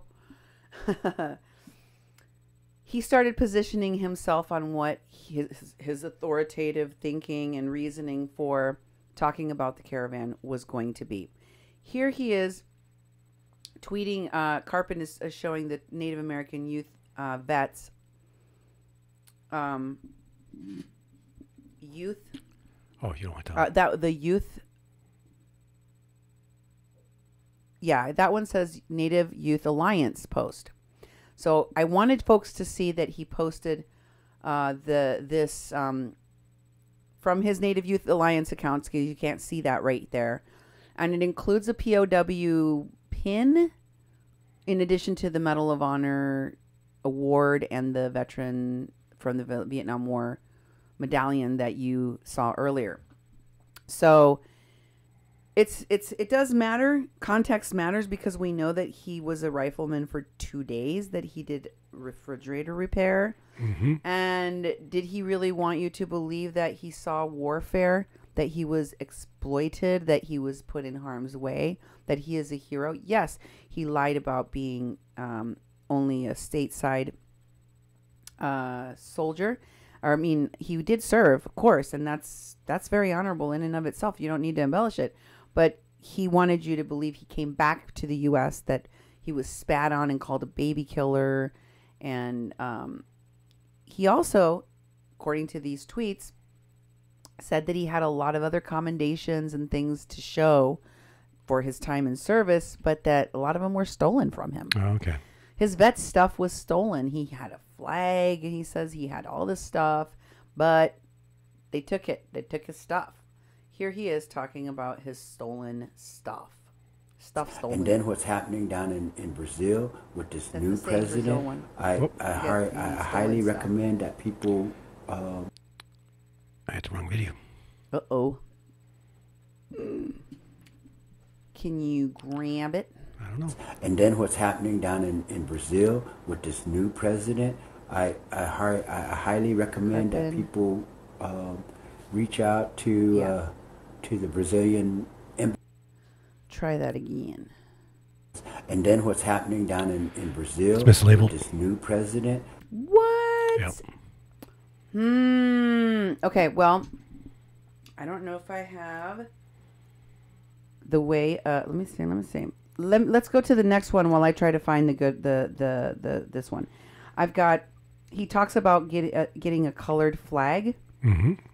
Let's try that one while I look for the other one. Okay. I got a relation, a sister, or a niece. She gave me that Vietnam colors flag, you know, the yellow, red, black one. Put some tobacco on there. She wanted me to carry it around because, you know, for her dad, Vietnam vet, you know, like that. That's it on that one. Oh, it's wrong in the original form too. So this, obviously, I think Nemo edited the wrong one. Yep. Must have grabbed the wrong one, and that we cannot fix right now. So we're just gonna have to skip it. But you gotta believe. Go to this @Carpin Twitter thread for yourself and check out all the videos. I just compiled everything here for you so you could hear it. Here's another video in which he clearly says, in theater, he says that on his DD-214s, on his one of the check marks says that he was serving in theater. And what that generally is taken to mean is that you saw war, that you were on the battlefield, right? In the theater of the war, in the theater of the battlefield. So here he is talking about how his service as a Vietnam veteran. I'm a Vietnam vet. You know, I served in the Marine Corps 72 to 76. I got discharged May 5th, 1976, you know. I got honorable discharge, and one of the boxes in there, it shows if you was peacetime or what my box says is that I was in theater. I don't talk much about my Vietnam times. I suppose because you're lying about it. I suppose you wouldn't want to give too many details because people would be able to tell that you don't know what the hell you're talking about. Yeah. But he also said that he actually got housing based on his veterans status. Yeah. Here's him talking about getting Section 8. And here's one of the posts that Phil Keegan posted with this video. Here's that clip, Section 8. Be honest, I got a Section 8 home because I'm a veteran, wartime veteran like that, honorable, in theater. So I have Section 8 home. Yeah, Section 8 home mean that you're What do you know about that? Oh, you're low income. You're basically meet the income requirements to receive Section 8 housing. It's a HUD program. It's not just specifically for veterans. The veterans have the VA program, and they have the home buying program, and some other stuff like that. But Section 8 basically, if you make little money, and you are spending like way too much money for what you make on housing, you can get a Section 8 voucher or Section 8 housing. It's owned by the government. You don't actually ever own it. So you don't get a Section 8 house. And sometimes they do sell them to people, though. They do sell them off, so you might qualify to buy the home you're living in. But that program has really nothing to do with his veteran status, in my knowledge, for what I know anyways. I used to work for HUD. Yeah, okay. I just know that as an organizer and working with the poor people that you did with the organization People Escaping Poverty Project, that you might, because you worked on trying to get housing rights, and then you know what the rules are. And I worked a lot of Section 8 areas and people, and tried to start you tenant might have groups. some knowledge about special things that they do for veterans. Well, I think it's a qualifier on the application, but it's like it's not. It basically, to qualify, you have to be poor. I forget the housing program that's supposed to help veterans buy homes, and I know that indigenous, Native, Mexican vets very seldom actually get given the programs that are supposed to be honored for by being a veteran. That people get ripped off all the time. So, but talking about Section 8 to me is just he's just embellishing again and making it bigger than it really is. It's something that's actually pretty common. Okay. And then, in case you hadn't noticed what this is really all about, the money, he makes sure to do a pitch for money. And he tells you, the Native Youth Alliance, you can just make out the check to Native Youth Alliance, or you could just make it out to him. Yeah. Just go ahead and make out the check to Nathan Phillips if you want. And he's posting these on his Native Youth Alliance page. I never see any of the Ute. Yeah. Where the Utes? Where are the Utes? Where are the Utes? Okay. Give me the donations. Oh yes, I would love to have a sponsor for the walk. And if you come to message me here at Native Youth Alliance Facebook, yes, I would love to have there's a Native Youth Alliance. Message me. We have a post office box. People can send gift cards and like that. Any kind of donations. You can make checks out to Native Youth Alliance or Nathan Phillips, like that. Or you can make them out to me. Right. So now I want to talk about those that are supporting this, and that includes the people that organized this march. Okay, because the leadership of the people that organized this march are inseparable from this action, which was orchestrated for PR. And Chase Iron Eyes is at the head of that. Chase, of course, recently posted another picture with a different veteran, just so you know that he is vet adjacent. So even if one of them lied, this one is... This is the real item. This is the real deal. Mm-hmm. What does it say he posted about that? Let's see. It says, I can't even say it. Apenan Kawat AP is a longtime leader, a combat veteran under the U.S. flag in Vietnam, as well as the prayer flags of the ongoing Indigenous Peoples Movement AIM. A former tribal chairman, actor, traveler of worlds, and timeless warrior. And Petu Tunpin Wasaki Yahaho, good to see you on the eve of your birthday at the Indigenous Peoples March concert following the Nathan Phillips incident. Respect to Chrissy and your family. Living legend. So he had to throw Nathan Phillips and what happened to him and say, since this happened to a Native veteran, I need to give my respect to a Native veteran. Yeah, go do a photo op with one, yes. Okay. But this guy has a checkered past.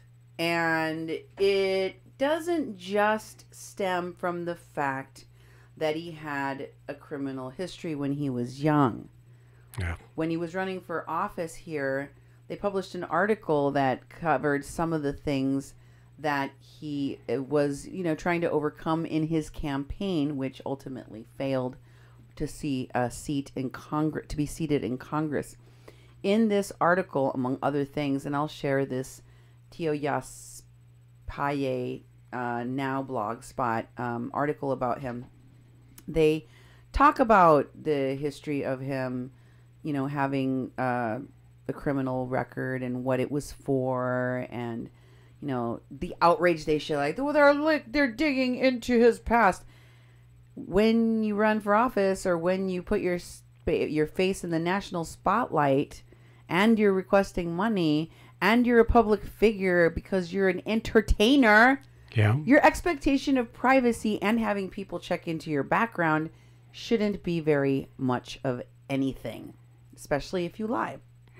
And this is all public information, by the way, which was made public in most of these cases by these very people themselves, or in some cases their mistresses, like Chase's first big scandal on his new campaign to Congress, which all happened at the same time as Standing Rock was going on.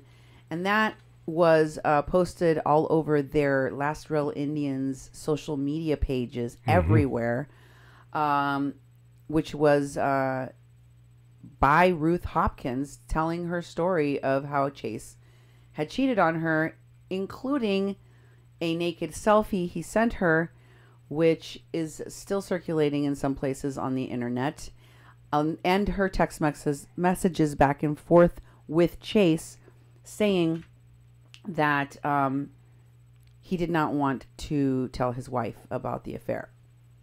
Ruth asks if she would leave. Would she leave you if she found out? And he says, yeah, pretty much for sure. And which isn't true, because obviously Sarah Jumping Eagle found out all about this, and she did not leave Chase. But as you can see on the second part of this confession, she talks about what kind of a person he's really like. And this is somebody that worked with him.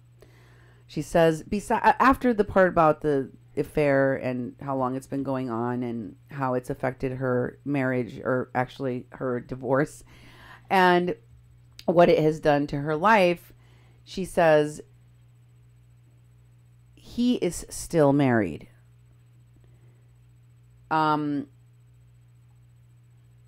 He isn't what he portrays himself to be. He's patriarchal. He uses women. He's been controlling, manipulative, and emotionally abusive to me.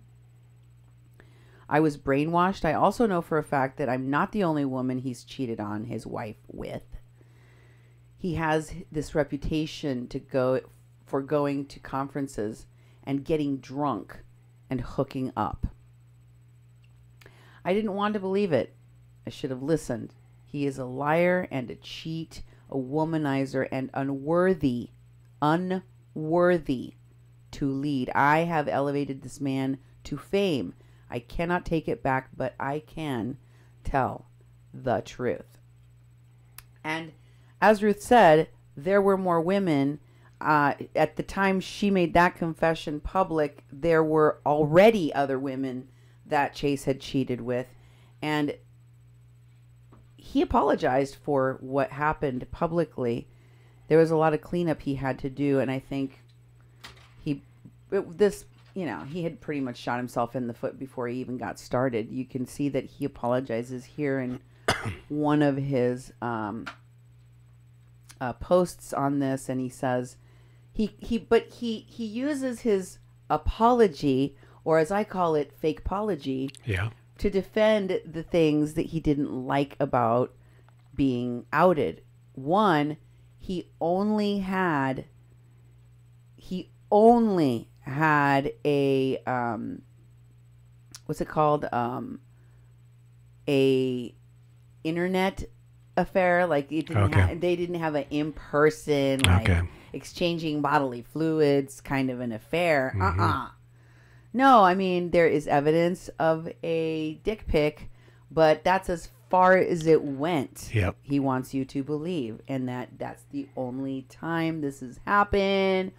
And he does not drink. He resents that very much. He's been sober for a long time. And he isn't trying to, downplay what he has done. Of course not. But but he's going to anyhow, because obviously he had problems with his ego, and that's what caused this problem. And in his apology, he shows you he's not going to try and fix that part of it. But that wasn't the only person that he had an affair with, because at the end of Standing Rock, and I mean at the end, when they were closing the camps, he was having an affair with another woman connected to Chase Iron Eyes at the time he got arrested. I mean, literally, she was live streaming his arrest. The moment that he was confronting the cops, or that the cops were confronting them and telling them, you're on private property and you have a few minutes before we come in and arrest you and take all of this crap off of this land. And he knew about it. He should have known he was on private property, but he didn't care. And he got a whole bunch of other people arrested. Who knows how many of them were in on it and or were innocent bystanders that got tricked into participating in this nonsense. But either way, TYT, the rapist Jordan Sheridan, who doesn't work for TYT anymore because of that, interviewed his then lover, Vanessa Castle, in his vehicle, where she is talking about the arrest, which she did not get arrested. She was just filming. So she didn't get arrested, but her boy Toy Chase did. Here is a clip of that. Hey, it's Jordan with TYT Politics. We're doing this gangster style in my pickup truck in North Dakota. I was not actually kicked off the last feed by Dapple or anybody else. Believe it or not, it's so cold in North Dakota that the cold will zap the battery out of your phone. My battery was only at 55%, but when you're outside for a long time, the phone dies. So we had to warm it up and charge it up again. So we're going to do this in here. Turned around to Vanessa Castle. So Vanessa, you're a water protector. You've been here since October? Yes. Okay, so I've interviewed you before. And you, on 2 days ago when the 75 were arrested, were not arrested. I was not. Right. So talk about just that day. You were there, but when all the water protectors that had set up that camp, I guess when the police had asked them to leave, you had left, correct? Correct. So what happened next? I went live on my phone and just recorded the sequence of events that unfolded on Talk a little louder. On 1806, and sang and prayed for the police and National Guard, and continued to stay in prayer like we always do, and praying for our people that were choosing to stay up on top of the hill. Right. So obviously, like, if you were not in the proximity of the 76 others that were arrested, you were not there for the riot, as they say, which was really people just with their teepees and praying. So I actually saw you the next day. I was here looking for a hearing. I'm not going to get into all the details because you haven't spoken with your lawyer yet. But the bottom line is, you were not arrested with Chase and these other people. You were at the courthouse like me. They were doing a bunch of jiu-jitsu, trying to throw us off the trail when the hearing would be. First we were told 9 a.m., then 1:30, then nothing. Yeah. So you were... So, Jordan Sheridan sniffing around the Kathleen Bennett story, getting information, their producers getting information at TYT, and then snubbing the story completely, and then meeting with Wes Clark and Anna Kasparian with the witnesses and the son of the woman whose case I was investigating, and once again burying the story and not talking about it, was of course very suspicious to me, especially when I saw who they were covering. All of these phonies doing all of these phony things. Getting themselves arrested, getting in the media, raising money, and doing all of this while having an affair. He isn't just disloyal. He repeatedly lies and is just treated like clean slate. None of that matters. We're not supposed to remember. We're not supposed to have a memory of what we know Chase has done in the past. When he tells you in his Indigenous Peoples March, which is now the Indigenous Peoples Movements page, where you can still donate and join the movement, where Nathan Phillips' story is prominently featured, and where it seems like one of the only pages that works on the all of the different tabs is the donate one. On that page, he has a press release talking about Nathan Phillips and appropriation of Native American culture. And by golly, he wants a meeting with the Pope. He wants to meet with the Pope. Pope Francis needs to meet with him so that the church can talk to them and make amends of the appropriation, because appropriation is wrong, and these kids were doing the tomahawk chop, and they're from a Catholic school. And does Chase really care about all of that? We shall find out. But let me just show you what his wife had to say about this affair. She wrote about this shortly after it was found out that once again her husband was having an affair. Even though, as it turns out, Chase was wrong when he told Ruth that his wife would leave him if he was caught. It didn't happen like that. She did not leave him. But then it happened again, or at least it publicly happened again, and this is what she said. Lessons learned. Moving on. I've learned that being loyal and having real love for a person is not a fault. The shame that others bring into themselves is not mine to carry. Creator has a plan. For those that treat people badly, for those that lie, for those that live dishonestly, for those that take advantage of trust. I've carried so much for so long. I am stronger in being a woman who can take care of her family and teach them to live the right way, to put love and truth before ego and self-gratification. If we can look at our past and know that we do not want what we do not want for our children, then we can create a new future. My power has always been there, yet I am limited my own shine for another's pitiful ego. That won't happen again. If someone loves you, they want you to succeed, not undermine your gifts to the people. If you scroll down, please, you'll see that someone asks her, "Are you single now?" in reference to her post talking about the affair, and she says, "Yep." Yep. And here's a comment on that post by Dean Dedman. Dean Dedman is the guy that flew the drones that dedicated the burning of the buildings at the end of the camp to our station, that was working with Mike Fassig and Ed Higgins and all of these other people. And he said, "Words from the heart, stay strong and always watch out for Coyote."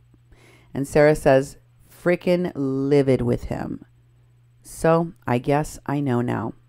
Lamau. And here's the thing. It's not just this kind of disloyalty. It's also hypocrisy, the type where a person that is complaining about kids doing a tomahawk chop and making a mockery of Native American culture and tradition went to Burning Man, a place where people routinely dress up as Indians and have naked orgies together while on drugs, a place where these very same people went, people from Standing Rock, including Chase, and where they videotaped themselves, like William Hawk of the Indigenous Life Movement, the guy that founded Indigenous Life Movement that never uses Indigenous Life Movement anymore. That dude and the women that were with him, which included women from the Women Indigenous Media platform they created, that are all connected to Myron Dewey. They were videotaping and white people wearing Native American headdresses and being drunk and disrespectful, and then saying, I have a right to wear this because I was an Indian in a past life. So anyway, these people, the very same ones that are claiming they need an audience with the Pope because of what these kids did, are the people that would take coals from the sacred fire from Standing Rock to Burning Man and let a bunch of white people that are not Indians dress up like Indians while they dressed in their traditional garb, like they're at a Comic-Con event or some kind of Halloween thing, and they all drum on drums and appropriate Native American culture. People were literally outraged that Chase did this.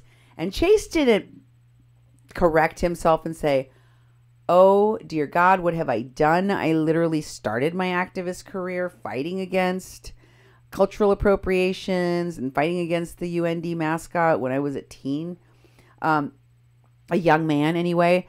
And now I've gone all the way to the other end where I'm defending the right of white people to appropriate Native American culture while it's convenient for me, when it's convenient for me, because I was having a good time at Burning Man with people that, white people that like to dress up as Indians that give me money. So, see, he don't care if you dress up as an Indian and make fun of Indian culture, just as long as you give him money like the people at Burning Man did. Then it's totally cool. So I want to show you this Burning Man, Chase Burning Man edit. I edited a video that he posted after he went to Burning Man when the backlash hit him for being a hypocrite. After he did a HuffPo article doubling down on the craziness that everybody saw on video from Burning Man, saying that everyone is indigenous.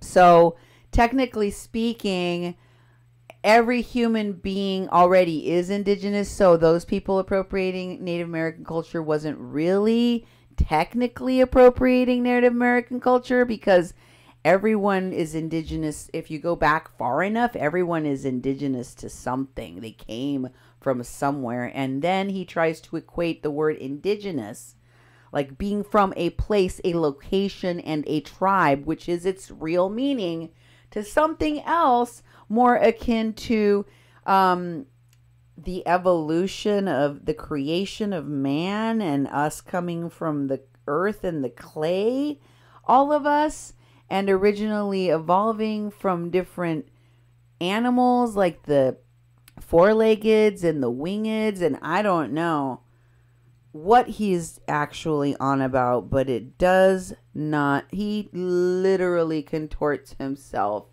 into a pretzel to try to explain away why he was okay with all these white people you're going to see in this video dancing around him, acting like Indians, some of them on drugs, totally mocking with his blessing and the blessing of many others from Standing Rock. And this is what he had to say. Again, these are just clips because he rambles on and on and on and on in this video. And I'm going to share you the entire video, which is still up on YouTube. And I got the whole thing.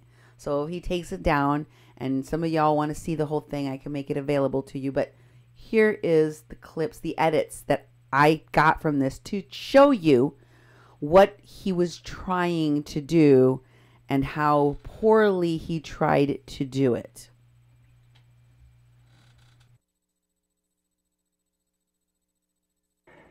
There's quite a bit of controversy or discussion and uptick in the recent, very cleverly edited videos that are making their rounds with claims that I led a powwow at Burning Man. Burning Man, which is this large transformational festival. Anyhow, I wanted to just take a little bit of time. I'm out traveling right now, and the purpose of my travels right now are to try to put the attention and refocus attention back on the water protectors at Standing Rock.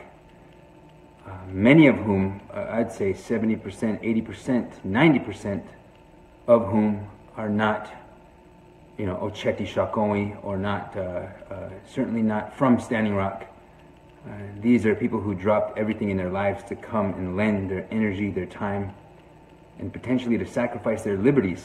There's 843 people that were charged. More than 600 cases still remain open. People are still facing prison time. So I had set up, with the help of our team, a tour of what is called the Transformational Festival family, or the scene. And Burning Man is probably the largest of these transformational festivals. But my journey in that world started with the Beloved Fest. Oh no, I'm already losing power. How can that be? I don't know. If I lose power, I'm gonna have to plug in and reset this up. Or I'll make it quick. The closest thing that I've experienced to the Transformational Festival scene is the Rainbow Gathering, the Rainbow Family Gathering. If you recall, this is one of the times that I stuck my neck out in the spirit of building bridges and pathways to cooperation, because the Rainbow family have expertise in how to tap water lines, how to feed thousands of people.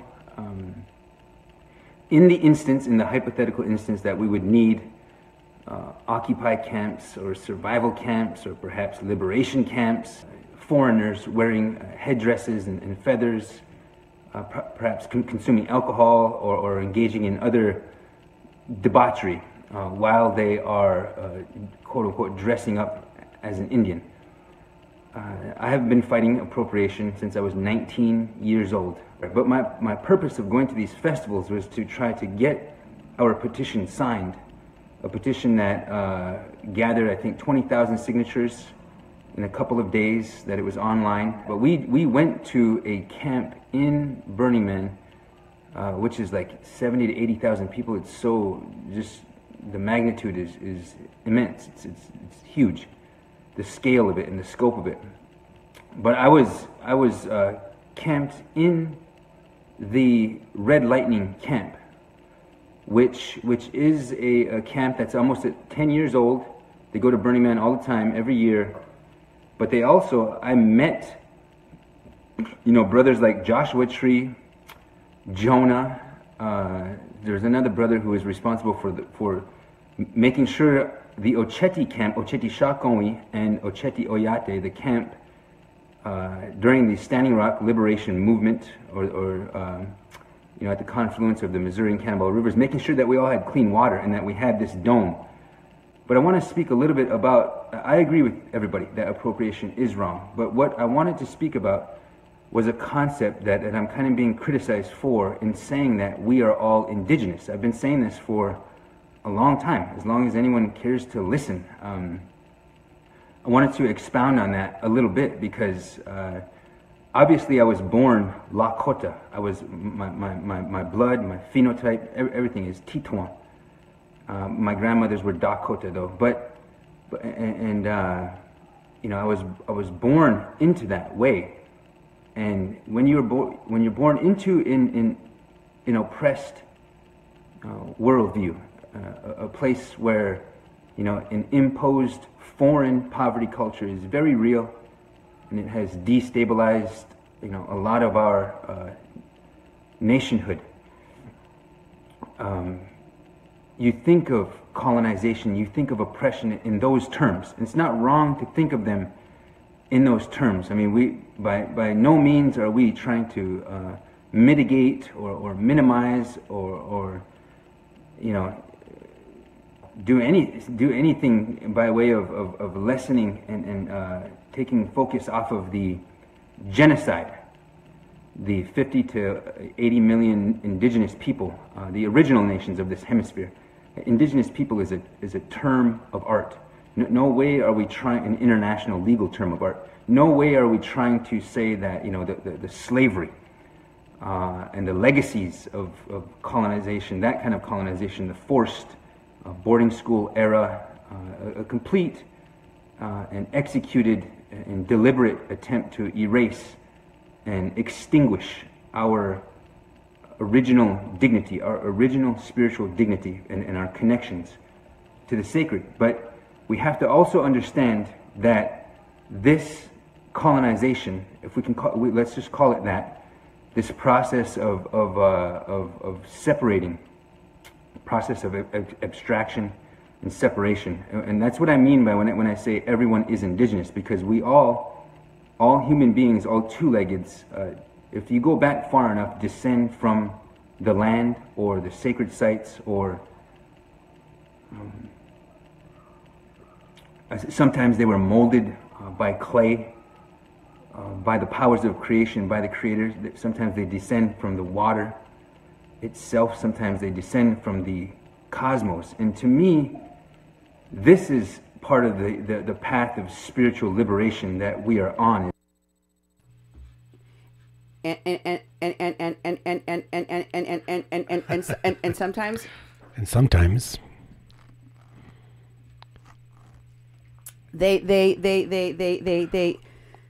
they got the power of Grayskull. I have the power. This is like nuts. What did he try to say? I don't know. He was trying to tell you that's how he's going to clean up the mess he made because he was a hypocrite. I'm not trying to minimize genocide of Indian people by no means, but I did the thing that I tell people they're not supposed to do, which is mock Native American culture by basically letting people appropriate it for profit. But it's okay when I do it. Yeah. Here's why. Because we all came from the clay. Mm-hmm. What? So, Chase is a hypocrite. And here, by the way, this is a mashup video that somebody made using a clip of him at Burning Man talking about being with the rainbow people. Do you know who the rainbow people are? Just as a caveat. If you don't know who the rainbow people are, they've taken up camp in national parks, for example, right, Duke? Mm-hmm. And they like trash everything and kill people and look it up. That's who he went to get help with because they're really good at taking over national parks and squatting illegally. You mean like committing crimes, Cindy? Oh, yeah. Yes. You mean like this is some kind of other radical, crazy group of basically criminal hippies? I don't know what you call them. Yep. The rainbow people. Look them up. Okay. And that's who he's talking about, who he met up with in this video from the, you know, that he went to do this thing at Burning Man because the rainbow people and blah, blah, blah. He's not just talking about a rainbow family like we come from all backgrounds and colors. No, he's talking about a group. It's called the rainbow people.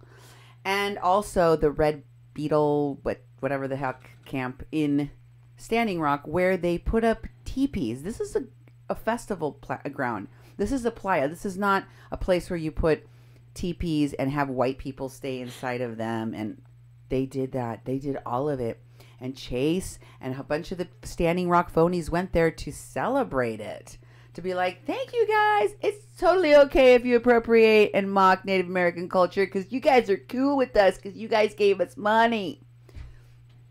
But I did not make this video. It does make, puts a song in at the end that is not the music that they were actually playing at Burning Man. They were all drumming, all the white people, and some of these pretend that they care about preserving Native American culture, Native Americans like Chase Iron Eyes, Dan and Nimkin, and some of the other phonies that I've told you went there. And I think it makes it funnier. Here, you let me know what you think. My name is Andrew Ecker. My mother, Kathy Lindsay. My father, Dale Ecker. My mother's mother, Elva Gallegos. My father's mother, Evelyn Beatty, Irish woman. My mother's father, Leroy Lindsay, Apache man. My father's father, Wayne Ecker, Algonquin. Today, Junior! And Chase is Standing Rock lawyer, attorney. So it's a pleasure to meet you and an honor. Rainbow Tribe did a little bit of fundraising to send over to you guys. We are all indigenous, so we need to transcend. And one way to do that is through the drum.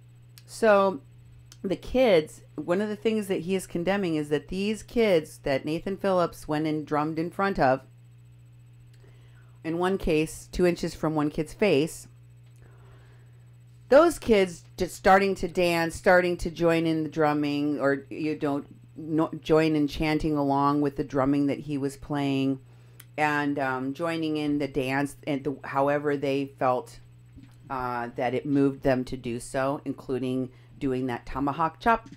That's deeply, deeply offensive. But all of these white people that are around him right there on drugs, many of them, some of them even completely butt naked, pretending to be Indians, those are fine.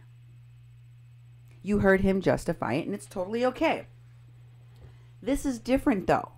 This is different. Right now, they're trying to make it look like they would never stand for this, and that's why those two things, the MAGA hat and the Tom, that's deeply, deeply, deeply offensive, because I really don't have anything else to stand on. And there seems to be a mounting pile of evidence on the other side that this was orchestrated, that these kids were ambushed, that they used a massive, network of media people and politicians and all sorts of other things, including PR and lots of it, in order to pull off this massive, massive PR campaign, propaganda nonsense, just so they can go on making money exploiting the caravan. And Chase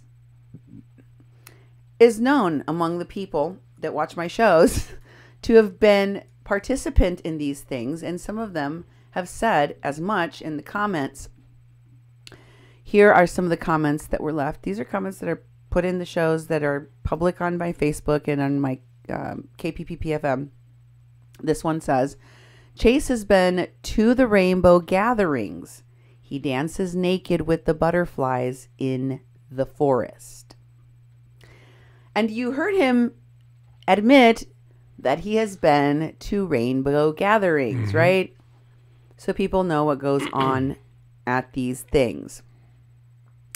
Then they also make a comment about one of the cohorts of these folks who is in Tijuana right now, Lolly B, saying Lolly B introducing Freudian mentality into Indian country. Oh, yeah.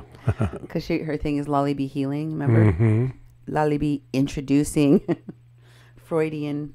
Yeah, Lolly. I don't know if Lolly is mentally okay. I don't know if she's if her equilibrium is normal. But somebody else is also getting into the mix, and I've told you that they have all of these media platforms which helped them create these media viral events and market them, also frame them. And one of those is TYT. I've told you how they were involved at Standing Rock and in Flint, Michigan, and at other pipeline things and at other marches, etc. And here we see that TYT, which is connected to all of this, as I've told you, is already weighing in. They did their own video with Cenk and Anna, in which they shifted, slightly less hard than Mr. Piker does in his video, but still in the same direction, which is, sure, Nathan embellished some details of what happened, but aren't these MAGA kids aware that this is a symbol of hatred?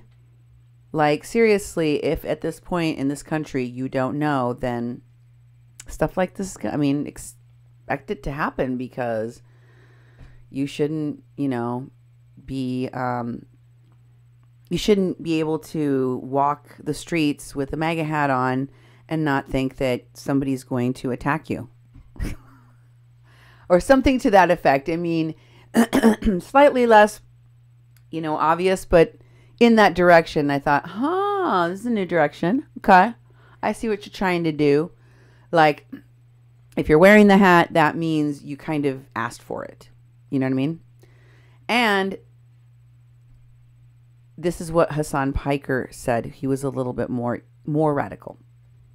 Okay, let me just start off by saying how ridiculous the story is and how much coverage has been afforded to it at this point, especially now that the Covington kids are visiting the president in the White House. I get it. You have this picture-perfect young white smug MAGA kid facing off against an elderly Native American, and this is a symbolic image we're all too familiar with throughout history. The kid seems entitled, the crowd around the Native elders riled up, liberals are being triggered, minorities are getting their comeuppance, so the media jumped on the narrative, and then we found out that there were black Israelites on the scene who riled up the kids beforehand, and that Nathan Phillips had actually instigated the confrontation by walking up to the kids with a drum. Were the black Israelites there when these kids bought the MAGA hats?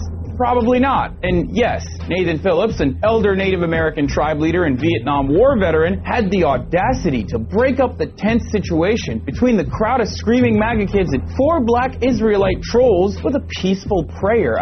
How dare he? How dare he scare our young white boys this way? He deserves to be surrounded by this crowd of kids who then proceed to mock him and throw up the tomahawk chop.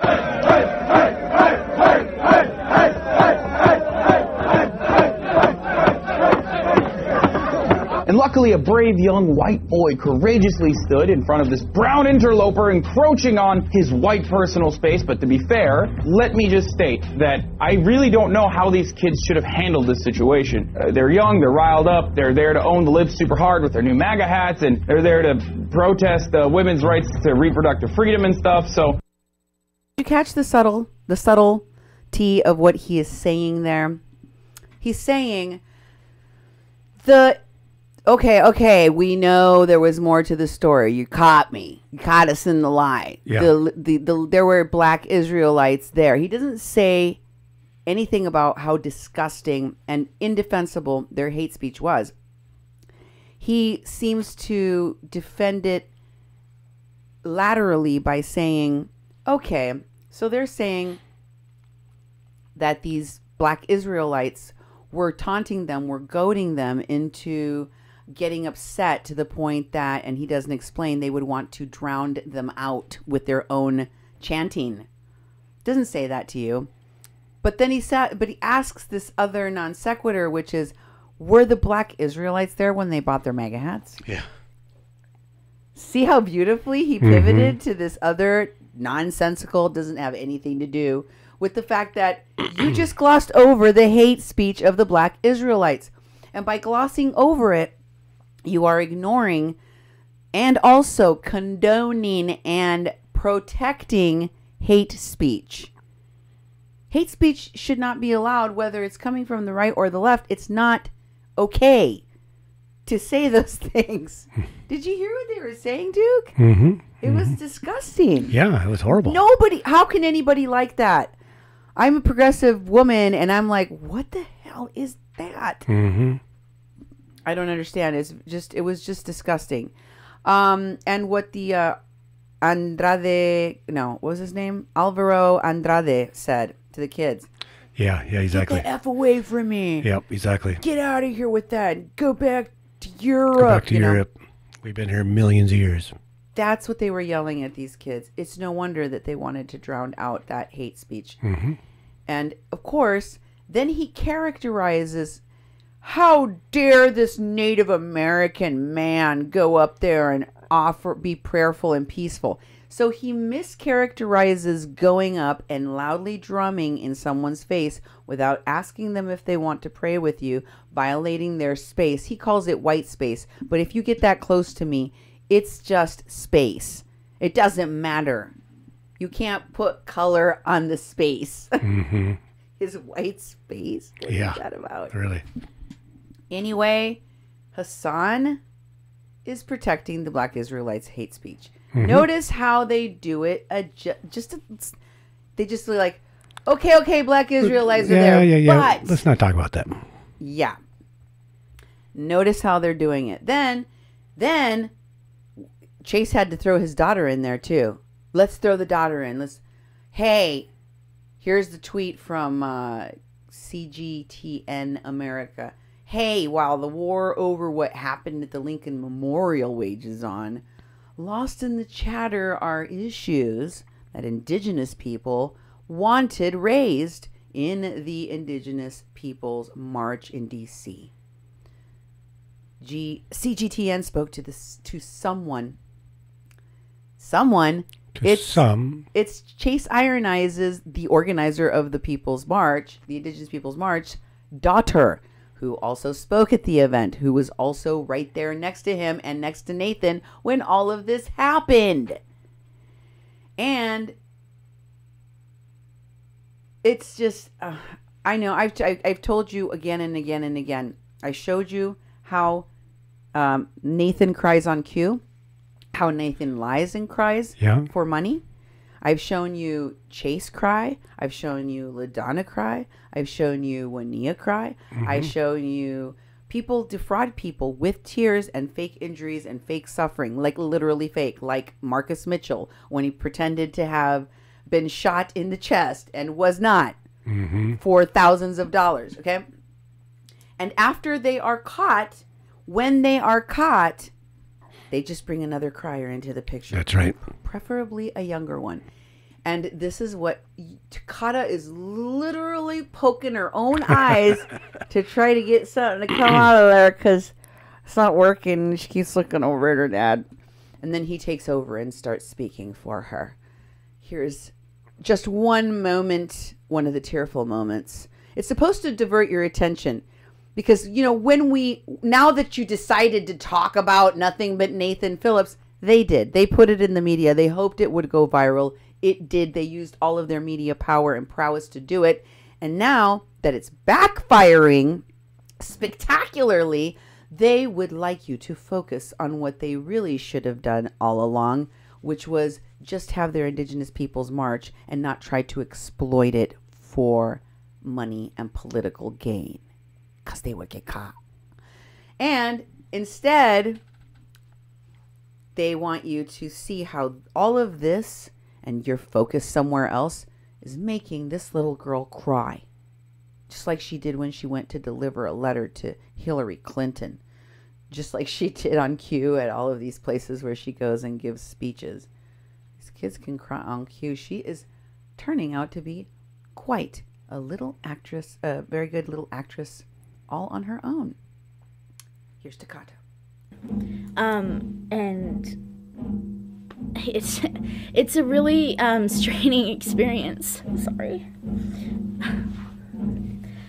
But you know, I do want to just take steps to make it better and to make that place you know, a place that we can remember and honor the kids that were there.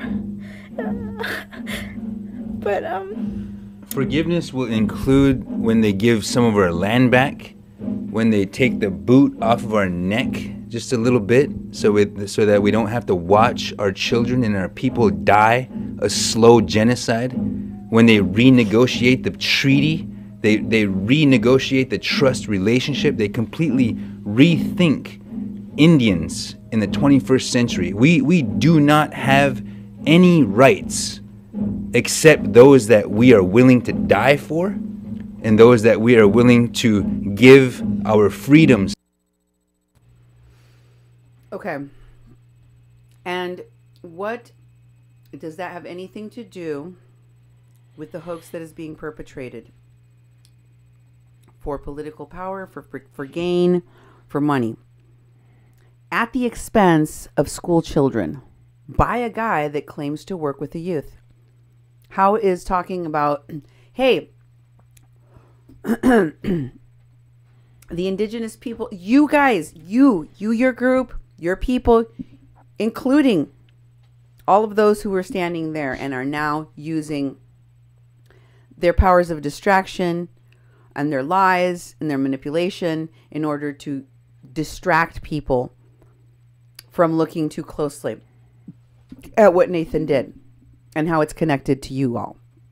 Okay? You decided to put it in the limelight. You decided to exploit a moment that you manufactured, just like you're doing with the caravans. And sometimes it gets out of hand. It gets out of control, and this is what happens. This is what happens. But using your kid, probably not a good idea. Although it is nice to see a kid in a story about kids being mistreated. Nothing is being done to Takata in this video. She's talking about what it's like to be a Native American in this country with the history of going to boarding schools, with the history of being torn away from your families, with the history of losing your language, of losing land, of all of these things, of genocide, right? And while that should have been the central and most important thing that was discussed at this march, while it should have been a time for not only that, but of celebration of people, indigenous people's heritage and resilience and their ability to survive, they used it as a location for a publicity stunt. So, and LaDonna tried to get in on the whole thing. She did her own video, shot by none other than Lonnie Mitra Sin. You remember Lonnie Mitra Sin. Mm-hmm. Here you can see that they were shooting this support video for Nathan on the Sacred Stone Camp Facebook page. And when asked why, because they were talking about if people want to know why LaDonna would support Nathan even after it's been found out that he wasn't completely truthful about the way things happened or about his service, or, you know, like people are trying to say things about him and defend these kids in some way. You know what? She just wants you to know that she stands by Native Americans because they have everyone against them, and they stand together, and they stand there. That's part of her family. She's known him for a long time. She's known him for a long time, and she's known him to be a good guy. Well, she would know because she's been hanging out with him for years now. She's been working with him on all these scams that they do together. Oh, yeah. These scams that they do together.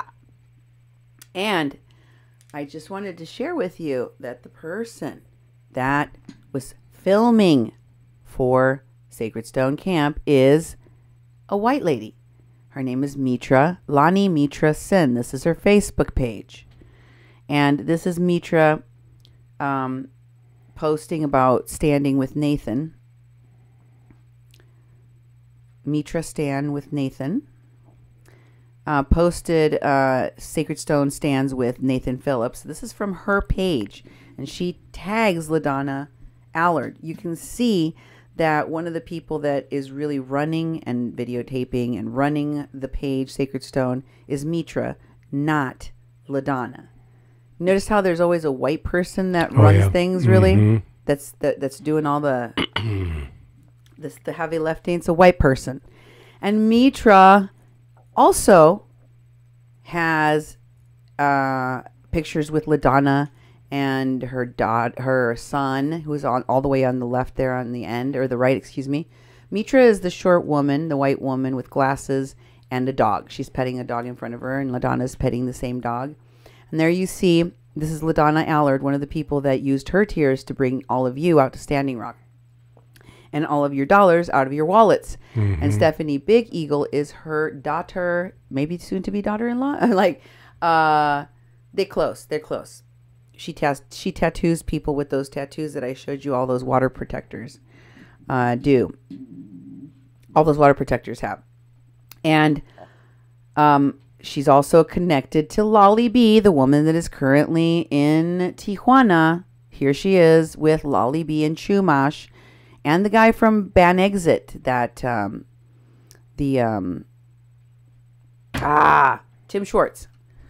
Tim Schwartz. They look like they're all hanging together at Mitra's place. And if you see, this is at on her page on last year sometime. Okay? Yep. They hang out together. And Mitra also was part of the first crew of people that were interviewed right after Standing Rock in that Activate Now panel that they had right before they showed that movie. Oh yeah. Yeah, remember that? Yeah, I sure do. The was it the Awake movie? And in it are very key people. Pay attention to who they are, because we now know that these people include Ed Higgins, who is sitting in the chair by himself like he's going to be the interviewer of this panel, which he was. Yeah. And he's from Activate Now. He's interviewing as part of Activate Now, and Mitra is in the front row next to Angela Bibbins, and in between Joanne May Spotted Bear and Angela Bibbins in the front row. Next to them is Tawasi. I don't know who the woman is all the way at the end, nor do I know who the man is behind her. Not sure who the man is, or the woman in the red hair is next to them, but I think it might be that the woman that wrote the Lasta Kichita that was dating Mater, a.k.a. Mike Fassig, the guy sitting next to her. Yep. I think it might be her, but she's looking down, so it's hard to tell. Yep. So I'm not sure who that woman is either. But next to that redheaded woman is Mike Fassig, the father of the kid that just recently was convicted for several years of rape and violent assault of a woman. And he and the man interviewing in this story helped to cover it up, helped to cover up that crime. So I found it very interesting that I had forgotten who was on this panel, and I did not know Mitra, but there she is. Yep. And there is also her service dog. Okay? So here is the story that happened with Mitra. As you will recall, Marcus Mitchell, the person I told you recently, in October of last year, had defrauded people. I'm comparing one theatrical presentation of a fictitious situation where they defrauded people for thousands of dollars, and I exposed them, and they were red-handed, caught, right? I'm giving you another example, and I'm going to show you by comparison with this one that involves some of the same people, how they do, how they react. Okay? So when I caught Marcus Mitchell lying about being shot in the chest and showed you the theatrical and emotional appeal that was being made by people that were requesting money on his behalf, like John Gonzalez, like Lolly B, like who else was doing it, Duke? Requesting money for him. Orlando Cruz. Oh, yeah. And Mitra Sin. Doing live streams. Dan the Glass Man. Mm-hmm. All of these people, they weren't just people that were found out because they saw his video live stream and they were just concerned. They had no idea he was lying about it. No. They want you to believe that. They want you to think they're not in any way connected. They're not working together to get the message out or defraud as a group. No, that could never be. They want you to think they too fell for this thing and it was, I don't know what happened. Right? So they put out all of these apology videos afterwards that were non-apologies when they were caught, when it was proven that he was defrauding people for money. Then he had to go out and do a video and go, yeah, it turns out I lied about it and I'm sorry, but yeah, I didn't get any of the money because Mitra kept it all, and she's going to give it back to she's not going to give it back to the people that we stole it from. Instead, she said she's going to use it to help some people that lost their house in a fire. Yeah. And Mitra started saying that too. At first, she said she was going to give all the money back because she was the one collecting it for him. What? A white lady was collecting a Native American man's money that he got shot for? What? And then Mitra posted, I showed receipts. I said, no, these people were not innocent bystanders. They were accomplices. And I proved it to you. I showed you that Mitra sent me messages trying to get me to take back what I said if she gave me some dirt on others of these people, which she never gave me anyway. But she was throwing them under the bus. Yeah. And I showed you that she posted that as a combat medic, I changed his bandages. Yeah. Right? So she bolstered the claim that he was shot by claiming that she, who was a combat medic and would have the knowledge, the skill, the expertise to know, changed the bandages of his injury. So therefore, he needs your help. Send him money. Send him money. Yep. When it was proven that they lied in their file, they found all of these things that proved that they lied. They started getting questioned. Why would, if you were duped, if you made a mistake, if you didn't know, if you weren't colluding, if you weren't helping, if you weren't in cahoots, then why did you say this? Then why did you do this? Then why didn't you notice this before? Why did you say it like this? Why did you do it like this? And they didn't have the answers, folks. They didn't have the answers. So then they got mad. And they started saying, you know what? I don't appreciate that lady at the radio station telling everyone that we're bad people because we had our heart in the right place and wanted to do the right thing. What? Lie to people and defraud them? See, that's not the reaction, in my opinion. That's not the reaction of someone who feels bad because they helped to, somebody that feels bad. If I helped someone raise thousands of dollars and it was a lie, I would try to make sure every single one of those people got every penny back. I just would. I'd be like, I still have the money. I haven't sent it to anybody. I want you to send me your names and addresses of the people that sent me the money, and I will send it back to you. And I know that's going to cost me some money out of my pocket to do, but I feel that terrible. I feel bad enough that I helped raise money for something it turned out to be a lie. I'm going to do something to fix it. Right? So, she didn't. Mitra didn't do that. And none of these phonies did. In fact, John Gonzalez was kind of mad, but he couldn't really be seething mad because he's supposed to be a pretend Indian too. And so he has to stay calm and sound wise, kind of like Nathan. Yeah. Even though their actions are those of aggression, their actions are those of violence, of, you know, by any means necessary. And Lolly B posted that, you know what? She's not going to really apologize because the truth is, as someone who heals people and who knows about people's mental health, which she doesn't really have any training for, but she likes to pretend that she does.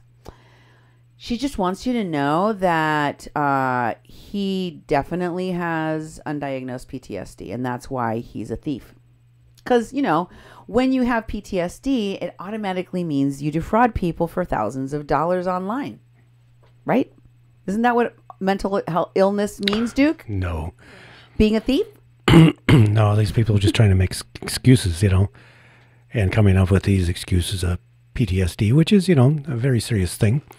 It's something that when that happens to people, you know, it's not a laughing matter, but it doesn't excuse their behaviors, you know, and then for you to cover for them and continue to cover up for them, that's actually very dysfunctional and very sick.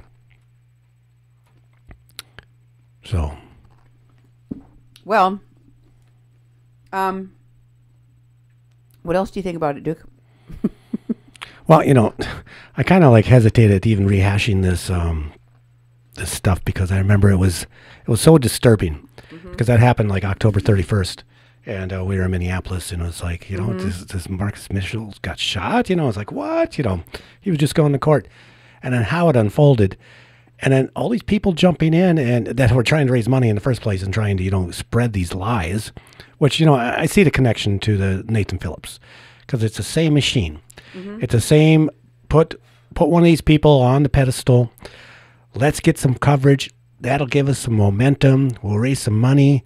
We'll keep the issues alive. And, you know, and when they get caught, no one's fessing up. They're all, you know, at least some of the media has backtracked a little bit and said, you know, we misprinted some stuff. These things weren't true.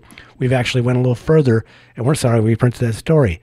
These guys are doubling down, and they're going forward, and they did the same thing with the Marcus Mitchell thing because it was really hard to justify why you did what you did, and they weren't willing to back up at all. You know, it really bothered me because it was so dysfunctional, and to see these same people getting involved in the migrant caravan is really disturbing to me.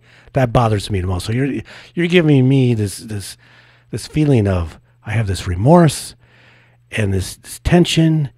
And it's bothering me quite a bit when I'm thinking about those connections and that comparison and actually seeing what they're doing and seeing the same pattern in some new people and some of the same people here in the same situation with Nathan Phillips. It's just weird.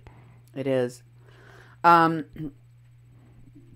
think that Lolly and John Gonzalez and a lot of these people that still came to his defense, even after he was found to be lying and defrauding, show you that MO that they are using with Mr. Phillips now, which is it doesn't matter what Nathan did. It doesn't matter what the people that were with him did. It doesn't matter that he lied about his service record. It doesn't matter, no matter what he does. You defend it. You defend it to the bitter end. You never, ever, ever, ever admit that you did something wrong or that there was something wrong with your intentions, ever. And so these folks went down that road, and most of them were able to hide minimally their contempt for my reporting on them and exposing of them. Not only Nathan, I'm exposing all of the people that work with him. And in this other case, not only Mitchell for his fraud, but all of the people that helped him commit the fraud and raise the money and were complicit in the lie, helped promote the lie, helped raise the money, helped keep it, right? and then went on to their next scam. So much so that one of their media platforms, who's also a photographer that claims not to be the media, but then says he is a photojournalist and probably wears a press badge at most of the events he goes to, and is one of the many people that is always taking pictures and videotaping at every one of these events. And he is one of those people like Doug McLean, like Rob Wilson, like these Tony Cervantes, that when you see them, if you see them, it's going to go down. It's going down, because that's what they're there to capture, and that's what they're there to propagandize and promote. And so I wanted to share with you how this guy, Ryan Vizens, who started this page called, it's called No Spiritual Surrender, but it used to be called Standing Rock Pipeline Protectors or something like that. I can't remember. I was trying to find what its original name was. But it now resolves to, on Facebook, No Spiritual Surrender. He just took all of the thousands and thousands of followers that were created when he was live streaming at Standing Rock and transferred them into whatever AstroTurf issue they are going into now. So here is the present Ryan, the one that I'm going to show you, defended this other fraud before. And just listen how he defends Nathan now. Here's some clips of a video he made defending Nathan and talking about the fact that he's in a Skrillex video doesn't mean that this stuff didn't happen, and it doesn't mean that the message that was in the Skrillex video was negative either. So he's defending Nathan. Ryan Vizens. All right, we're going to try this a third time. I deleted that video because Facebook silenced the audio on the video because I don't own the copyright to the music that's in the video. So we're going to give it a second, let people come in. We got to do this video a third time, just to clear it up. Hi Sally, how are you? Invite your friends. The reason I'm doing this video is I've had multiple people come into my DMs today talking about how Nathan Phillips was a paid actor and that what he was there for wasn't real, because he was in a Skrillex video in 2015 with a song called Make It Bundem, which means Burn Down Babylon. It was Skrillex featuring Damian Marley, the son of Bob Marley. Now I had to delete the original video that I just put up a minute ago because of audio copyright violations. They muted the sound, which really took away the whole point of the video. So I'm going to show you the video again with no audio to break down what happens, to explain that the video isn't him attacking police officers, but it's him and his son defending themselves in the spirits of their ancestors, defending themselves against police brutality. It's not violent. I've stood with Nathan on February 22nd, 2017, when him and Raymond Kingfisher and other singers and drummers escorted 100 water protectors out of camp during what was called Last Prayer Walk, to make sure that people safely got out of camp, because we were expecting a militarized police raid that came that day and the next day, and he made sure that people got out of there safely and calmly and in the best manner possible. I've also stood with him in D.C. during a defunding action against Citibank. I've also stood with him in that was in New York City. I've also stood with him in Washington, D.C. He uses his song and his prayer for peace and to make sure that everybody, no matter who they are, what color they come from, political beliefs, religious beliefs, he uses his song and his prayer along with others to make sure that people are safe and the peace is kept. Oh, it's over. Okay. Notice how he has gone to a bunch of things with him. Mm-hmm. And remember, he knows that this guy has been caught doing something that is wrong, that is petty, that is immature, because he's a grown man and these are kids, and he's supposed to be a youth leader. And It looks like he's a paid entertainer. It looks like this is what he does for a living, which is go around from place to place and end up on videos and end up in movies and end up in the media and put stories in the media. And he was with Raymond Kingfisher before, and he was with Raymond Kingfisher this time. And all the people that were there were the same people that were there before with him at all of these other things. So he's talking about the last prayer walk. It's significant that you know that that is the picture that I showed you earlier from the article where they said that he lied about his military service with Raymond Kingfisher standing right next to him as they're walking out. Oh, yeah. That's that prayer walk. Okay. That's probably Ryan Bizen's picture. Or should I say Ryan Pooser? Because that's his real name. A lot of these folks use different names, fake names. They change their names because they don't want you to be able to connect them to their original lives and their backgrounds. I also find it interesting that that was a joint action with veterans from the Veterans Respond that stayed until the very end. Evan K. Duke, the people that, Ed Higgins, what's the name of the, Aubrey Peckham, some of these other people that were the very same people that ended up posing in that picture with presidential candidate for 2020, Tulsi Gabbard, now Congresswoman from Hawaii. And what did Ryan Pooser do in the past when this other guy got caught, Marcus Mitchell, out and out defrauding people for thousands of dollars for fake gunshot? Never happened. He totally lied about it. Well, he decided to kill the messenger, and that was me. He won't mention my name, much like Myron Dewey, but I'm the person that he is ranting and raving about, and I apologize. You're going to have to get out your pen, Duke, because I think he's going to cuss at me. He does, okay. But he is very, very mad that I have outed not just this guy, but all of these other people. This is what he had to say.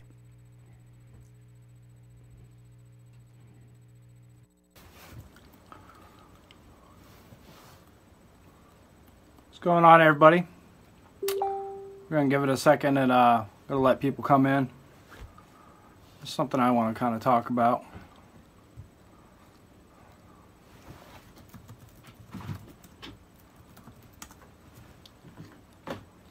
How you doing? Welcome. How are you?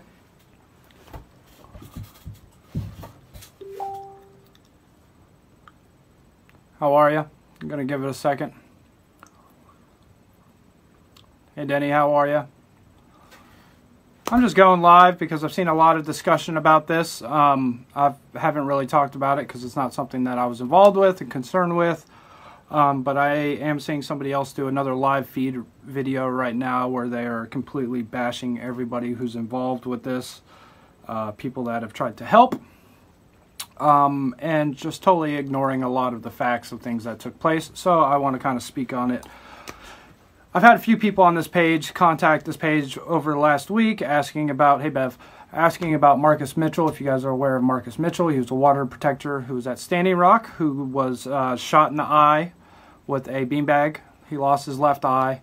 For days he disappeared. They ended up finding him in a hospital, handcuffed to a bed, and he's currently going to trial for his involvement with Standing Rock. Now recently, you know, he's been going back to New Mexico where he lives. He's been coming up to trial. He's not represented by the Water Protector Legal Collective as far as I'm aware. He has his own counsel, and you know, a few days ago apparently he had put out a live video that said that he had been shot and he needed help, and water protectors had come together to try to help him.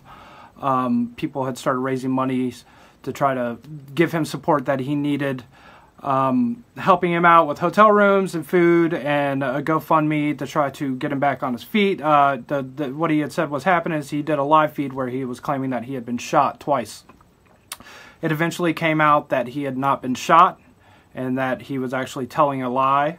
And I'm only going live because I'm watching another live feed that's on Facebook right now where somebody's like really seriously demonizing people that were trying to do the right thing by helping somebody. I'm not justifying what he did by any means. Obviously, taking advantage of people, lying to people is not acceptable by any means. I'm not someone to pass judgment on people. I'm not the perfect person in the world. But obviously stealing from people and lying, especially saying something like you've been shot and that you're dying, that's obviously something that goes farther than just lying, right? Like, that's like some kind of mental issues. But whether or not you think people are dumb for believing it or dumb for helping give him money, people were generally trying to do the right thing. People heard that somebody was being hurt and they stepped up and they tried to help financially any way they could.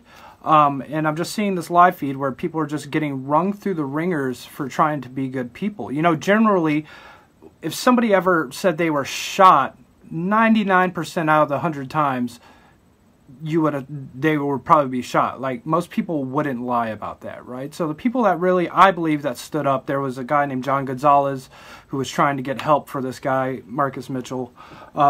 There was another guy, Orlando Cruz. I don't roll with any of these guys. I don't know them. I've heard their names before. I don't believe that any of them had malicious intent in their heart when they were trying to get this man help. Now, there's people that are trying to paint like these guys were like in on some gig to get $2,000 or something like that from Marcus. And I really don't see that being the case. Now, what I do want to keep in mind that I think it's important that you also recognize is obviously Marcus is going through mental issues. Like I said, the dude got shot in the eye and lost his eye. You know, he was then handcuffed to a hospital bed in Bismarck, North Dakota. You know, there's a lot of people walked out of Standing Rock with a lot of traumas and a lot of post-traumatic stress and issues like that, and some more than others. I would assume people, you know, Sophia Lewinsky lost her arm. This man got shot in the eye. Some people are going through mental issues, and it's not necessarily, you know, a justifiable term all the sense, but you have to pay attention to these issues and take them for what they are. You know what I mean? Obviously there's issues happening, but you know, you can't just say, oh, this is a bad guy. The guy's going through all kinds of PTSD. He's going through all kinds of stress. I'm not defending what he did because it was wrong, right? But to sit there and try to demonize the people that were trying to help him is just low class, man. It's just low class. You know, generally if a water protector needs help and there's a community of us that camped out for months and months through the winter, through freezing cold, through all kinds of situations that were very intense, if a brother needed help or a sister needed help, you would be there. You wouldn't question whether or not they were lying. You would try to help them. So I'm not demonizing anybody who gave support or fell for his lie. And I think it's very important to not do that. There's people out there that are obviously trying to divide people and destroy any kind of relation and destruct any kind of bonds that water protectors can have by sitting there and calling people stupid every time they make a mistake for trying to help somebody. And that's not the way to go towards progress. That's not going to get you anywhere. You know, like I said, what he did was wrong, for sure. Lying to people and saying that you were shot, 100% wrong. I'm not justifying his mental state. I'm not justifying him lying to people. It was completely wrong. But there was way worse fucking people at Standing Rock that took advantage of people. John Bigelow, who stole God knows how much money from a Chetty Shikoe camp. Michael Woods, the head of the vet, ran off with like $800,000 that were meant for the vets. Now you're taking the one guy who was like shot in the face and going through mental issues and completely demonizing him for having issues going on and demonizing the people that came out and tried to support him. You know, you can't let this stuff kind of divide you. I mean, Cindy Gomez, you can say whatever you want. You don't know me. You can't say shit about me because I've told the truth the whole time. I have nothing to hide.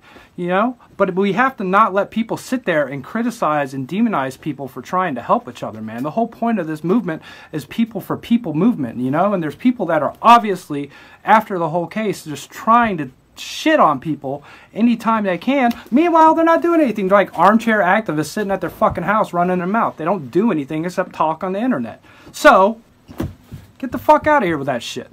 So, what I'm telling you guys is continue to support your brothers and sisters. If somebody's needs help, listen to them. You know, there's obviously good people in the world, bad people in the world. It's up to you to be able to figure out who's good and who's bad. Sometimes you're going to get screwed over, and sometimes you're really going to help people. But don't let people diminish your intentions of trying to help people if somebody says they need help. That's what makes good people, is doing the best you can for people that need help. And don't let anybody demonize you for that. Keep standing, man. I love you guys. That's all I gotta say. If you don't know about what happened, I'm sure you'll learn. But there's fucking instigators all over the internet. A bunch of people that run their mouth and don't do shit but sit on the internet. Come after me if you want. I ain't got shit to hide. So, love you guys. Thank you. Mini Ochoni, water is life. Keep standing. Honor the treaties. Protect, love, respect each other. And through unity, we can make anything happen. But not with fucks like this that are just trying to devolve the movement. Love you. Bye. Just in case you didn't know for sure if he was talking about me, he named me by name, okay? And that is the reaction that they have toward anyone that tries to point out the wrong things that were done by Nathan or anyone within their group. It doesn't matter how bad it is. It doesn't even matter when you totally prove that they were wrong. Like in this case, as you just heard him say, did he do something wrong? Yes. Is it wrong to lie to people and tell them that you got shot in the chest to raise a couple of $1,000s? That's a crime. Over $500 is a pretty serious crime. And you admitted, you know, that he stole, he raised, he intended to defraud people. And it wasn't for a couple thousand. It was for a lot more than that. Because he said, and I showed on my show, that he'd already gotten the money that he needed because he was raising money to supposedly come to court in North Dakota, which he didn't really have to do, okay? I don't think he even had to really come here. But once he raised the money for that, it turned out, and he asked for more money, that there was some mix-up with apparently the bank account or the GoFundMe wouldn't transfer to his bank account for months or after the court date. So now he needs more money. That's right. He needs more it right money. away. And then on top of it, while in the days before he had to come here for the hearing, he got shot, guys. He got shot. And these people defended the whole story, all the nonsense. They worked with them. And then when they got caught, they went, F Cindy. F her for pointing it out. Was it wrong? Yes. But you know what? F her anyway. Because we're a family. That's right. Solidarity. That's right. And we got to love each other. And you got to love everybody. Yes. We got to, think positive, and all this stuff. If they commit crimes, doesn't matter. Except for her for pointing this stuff out and giving people a hard time about backing these lies. Screw her. But love and peace, everybody. Mini Ochoni. I know. He's like, F you. What do you do? I don't pretend to do things and have photographers like you take pictures of them. I actually work with immigration attorneys. I go to detention centers and I help people and I translate. And I've done that almost all my life. I've been doing translating. And since I was a teenager, I was already helping people with translating and services related to getting their immigration paperwork at a information and referral service that I did. But I don't need to give people my resume because it's out there. People that want and have checked into my background looking for something juicy to put into the news and be like, aha, we got something on her. You have found nothing, and instead you have made stuff up, which made you guys look even dumber. These folks, when Tim Schwartz says, you got nothing on me, here's the thing.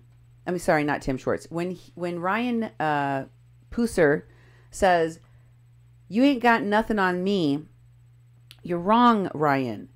The fact that you talk and you tell everyone your own, you've already told everyone what you've done with Raymond Kingfisher, with Nathan, all the things that you do together, all the different things that you, and then at the same time, you talk about these other guys that were at these same things, many of them that you just said you were with at Nathan and said, I don't go anywhere with these guys. I don't like roll with these guys, and I don't really know any of them. Yeah, it's convenient, and it's really important for you guys all to pretend that you don't really know each other and you're not a giant network working directly with each other. But I've shown that you are, and I'm tracking that because of your own stupid videos, your own words. So another one of these people, which I showed you, remember the picture with Mitra Sin? One of these people filming and defending Nathan, the one that was raising the money for this fraud case, Marcus Mitchell, who said he was shot, that this guy just defended. Remember I showed you a picture of the people that she hangs out with? Lolly B. Oh, yeah. The band Exit guy. He said he was at an event where they were defunding action. It's Ban Exit. That's what their campaign was. And Tim Schwartz, the guy that was in the picture with Lolly B, was part of that. Okay. So he does roll with all of these guys. He rolls with the exact guys that were at the DC March. That's who he rolls with. That's the only people he's been hanging out with for years now, since Standing Rock, maybe even before then. He was with them when they went to the Antifa rally against the Nazis in the Carolinas. He has, told you that he was the one that was there when Raymond Kingfisher and this guy walked the veterans, safely walked out the last people that were resisting in the camp, out of the camp, right? The same group of people that were involved in the kidnapping of Mary Trujillo and the false imprisonment of Kathleen Bennett are these same people, the same people that helped Marcus Mitchell defraud people out of thousands of dollars. It was more like 4,000, wasn't it? Yeah. Or at least we could track. Are the same people that are now defending Nathan and that are now at our southern border. And let me tell you that the reason for inserting themselves into this conversation about immigration is just for lucre. In other words, moolah. They want your money. They don't know what the hell they are doing. And listen to the crazy things that they are trying to pull off. This is Lolly B. She is having a wonderful time shopping in the market because she loves shopping. It's such a great job to have. In Tijuana. And right now, some of those people that were at the warehouse shelter that wouldn't leave, even though it was, for health reasons, it had been condemned. And there was a video I showed you where she let slip that those were the same people that had taken the street over for weeks and refused to leave.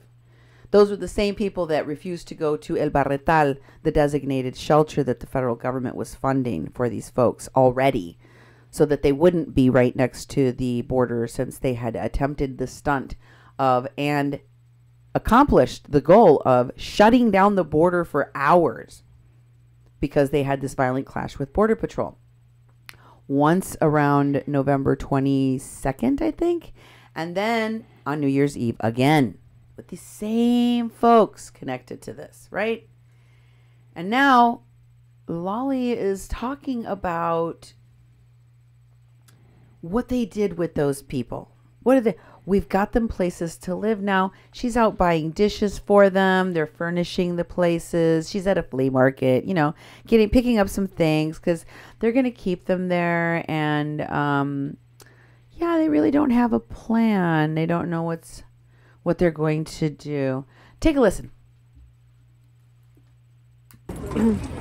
Hey, so my phone won't let me go live. I don't have service, but I wanted to do a check-in. We're here at the swap meet market, so it's Saturday. It's like a secondhand kind of thrift store market, which I love thrifting, so I'm glad to have this job. We are here looking for stoves and pots and pans and plates and forks and knives and spoons for some of the families that we moved into a more long-term option last night because they were not safe in their shelter. So, oh goodness. My puppy here, and there's a street dog saying hi. So I just wanted to give a little check-in from here so that you can see actually what your money is going towards if you have made a donation.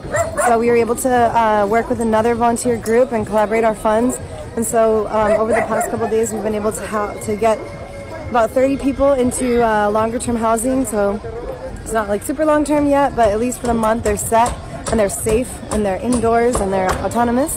And so yeah, here at the market we just got some stoves, some pots and pans. They have, you know, a bunch of clothes for sale here and lots of things like that. So we're really grateful for your contribution.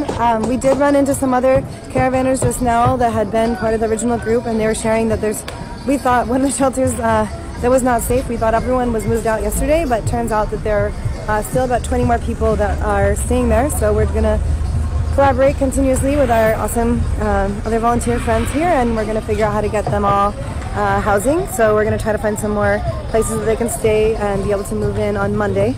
And so just wanted to let you know what's going on. So I'll flip it around so you can just kind of see the market.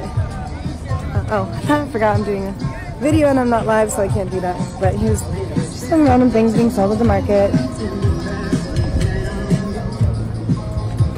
So I also prefer to come here because sometimes we end up going to Walmart just because it's there. And but it feels really good to support some of the smaller vendors. And you know, pots and pans are really expensive. We had to spend $44 to buy a bunch of pots and pans. So I don't know why, but if you happen to be coming down, feel free to stop at a thrift store and grab some extras of those because they're always going to be needed, and I don't know why they're so expensive here. Even secondhand, but I'd rather support the smaller vendors than go to Walmart. So yeah, just wanted to show you a little bit about the market, and that's what we're doing today, and that's our update. And here we are at the market. So all right, thank you so much. I'll talk to you later. Bye. She doesn't even understand how to support the people that they're controlling in this caravan. Yeah. They don't even, she doesn't know what she's doing. They don't know what they're doing. They're talking to the volunteers, the lawyers, the people that are advising them. And these people are giving them pretty horrible advice from what I could tell. Mm-hmm. That is putting them at odds with the local authorities for no good reason, because the local authorities are in earnest and in good faith trying to do a good job, trying to help this caravan, while these jokers, while these clowns take the credit, request the money,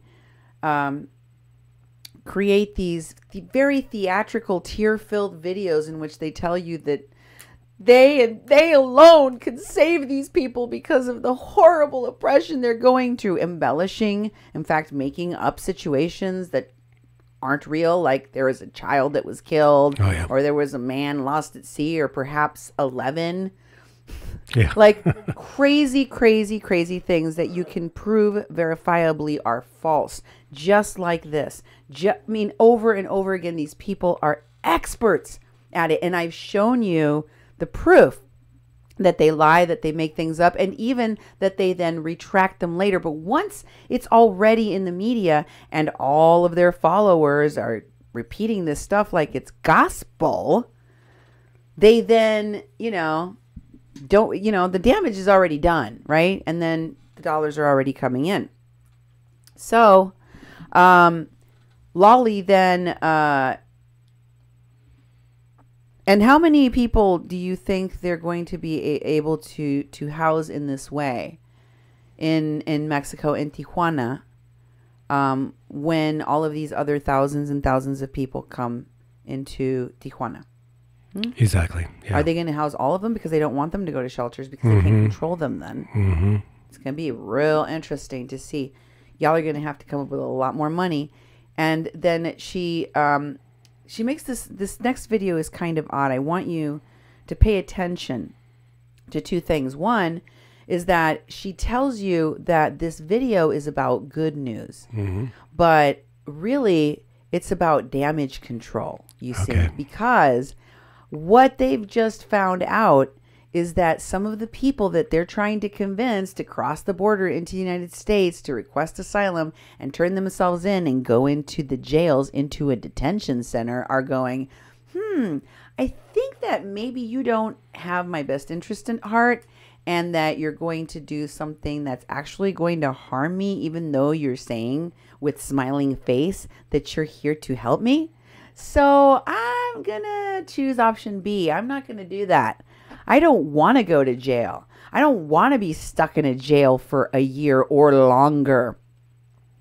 Not being able to support myself, not having anyone to put food in my commissary or pay for the very expensive calls, not having anyone to bail me out of detention, if bail is even allowed, to the tune of anywhere from $5,000 to $25,000 per person. And then also have someone have the person that bails you out also sponsor you in their home and agree to the terms and agreement, the legal responsibility to answer for your whereabouts and ensure that you return to the hearing date for your either deportation or your asylum. And so they told her, no. So they had to make a video to say, so good news, everyone. Someone figured out what we were trying to do to them. And they said, that doesn't sound like a very good deal. And they are right, because we were trying to convince them to put themselves in jail and fill these for-profit detention centers. And so we're going to try and help them here instead. This is her attempt to do cleanup. And also notice they don't know what the hell they're doing. They don't know. Hello. So we're back at the services of where the lawyers are, and we have really good news. So last night we had we thought it was going to be the last night of our friend, and so some of us got together and we had friends come out, and we just shared about what everyone suggested that he do, and like other caravanners and people that have migrated with him up here to the north of Central America. They said, if I were in your position, like I would just wait it out, and I would just try going to a shelter and just see what happens. And so we just kind of had a really nice, like, honest talk and reflection about sort of the realities of what it's like to get into the United States. The fact that everybody that is going to apply is probably going to be put into detainment, which is like a kind of jail, which is, kind of torture, because they make it really cold and they're just basically they're waiting for everyone to just say, like, I give up, send me home. And so, one of the problems was that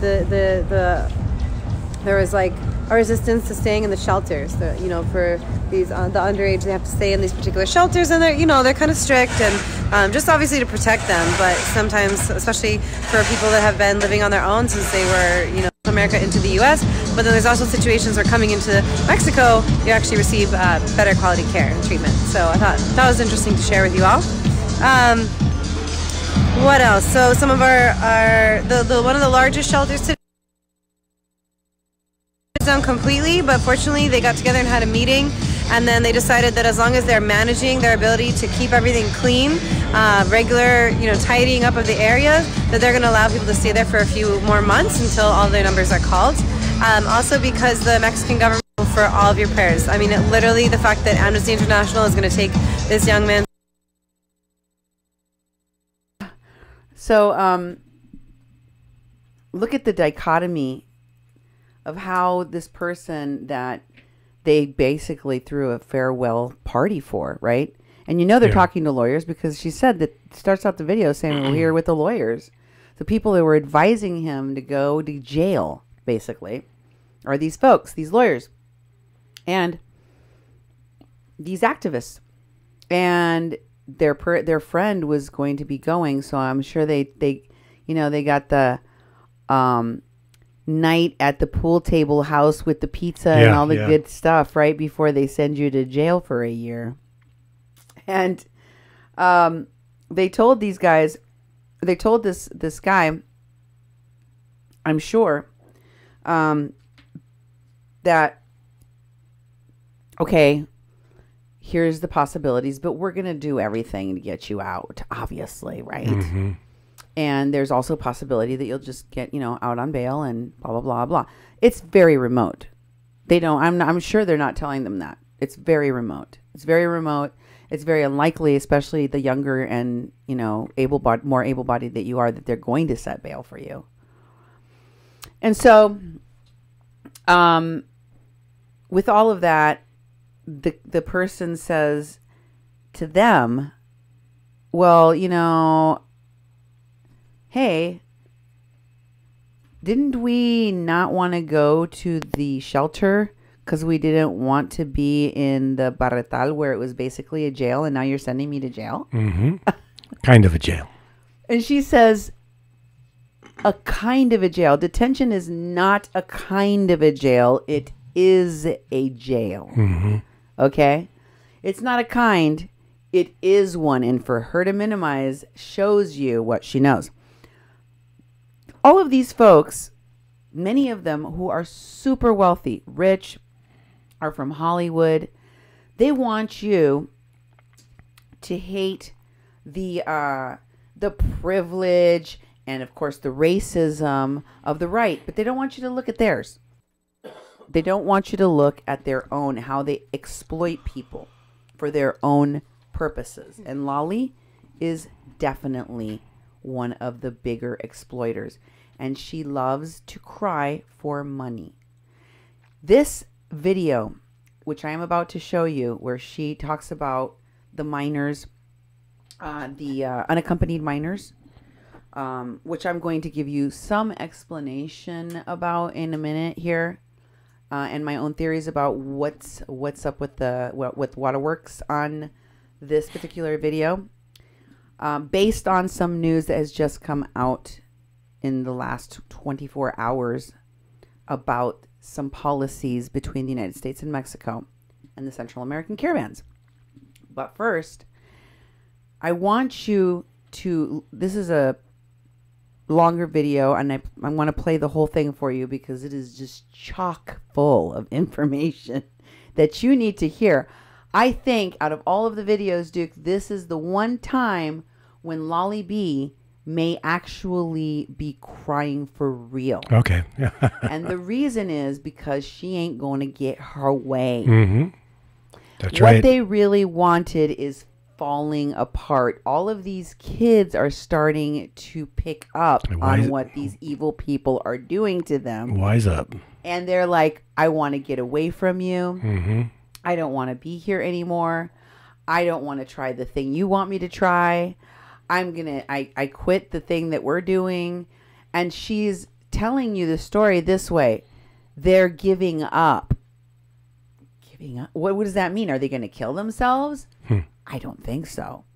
If going back home because things aren't going right for you here is your choice, then you're not giving up. She feels like she failed because she can't force them to try to get over to the other side. A lot of projection in this one.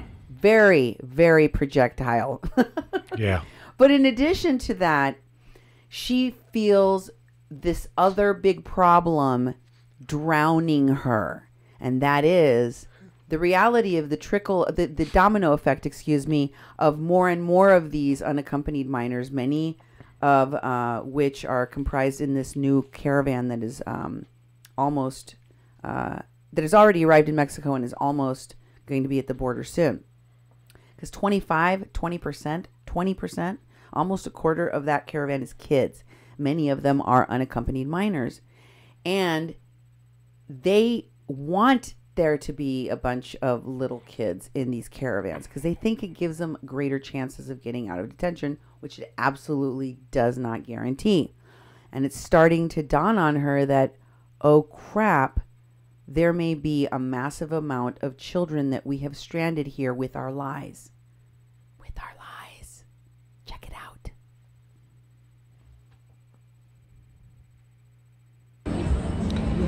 Hey, it's Tuesday, and I just want to share about this situation that comes up a lot about unaccompanied minors that came here from Honduras or El Salvador or wherever. Basically, they don't have many options. Legally, they're supposed to be allowed to present themselves to immigration and apply for asylum, but that's not what's happening in Tijuana. International law is being broken and they're being told that they cannot apply and that they just have to be immediately deported back to their home country.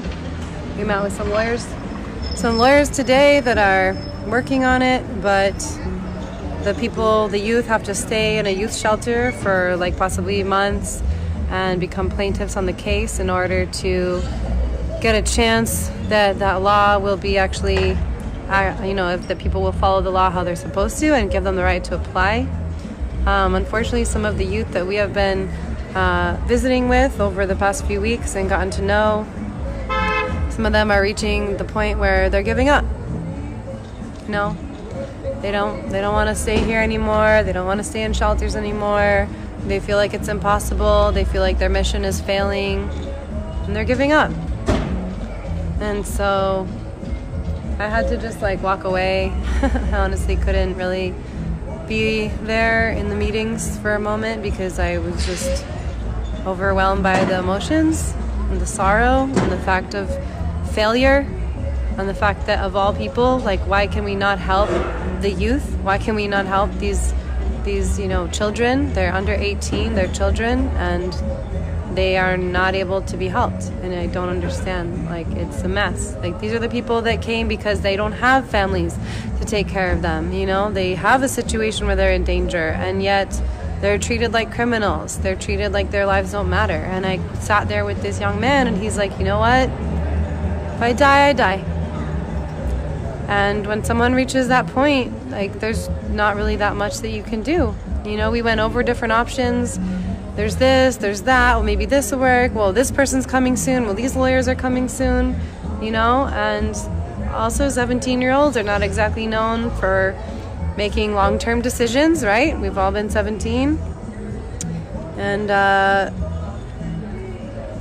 tends to be an age where people take risks and just like hope for the best, or maybe feel like they're not as in danger as they are. Or also, if you've been through a lot of trauma and you walked all this way and then you're told that you cannot get working papers, that you are putting any other people, like volunteers, in danger by even being around them, even being in the volunteer center. Like, everyone is in potential trouble, like, for even interacting with people that don't have a family member with them. And like, I might get yelled at for even doing this video about the topic, but I want to share the truth of what's going on. And this is the truth of what's going on, that unaccompanied minors are not able to be helped easily. They're in a lot of risk back in their home countries, and they're in a lot of risk here.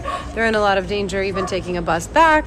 They're in risk coming up here, and I just can't understand why these governmental legal structures, are being violated to the point of making young people, teenagers who should be at the prime of their life, they should have their whole life ahead of them, and they're being forced to, like, between a rock and a hard place, I guess.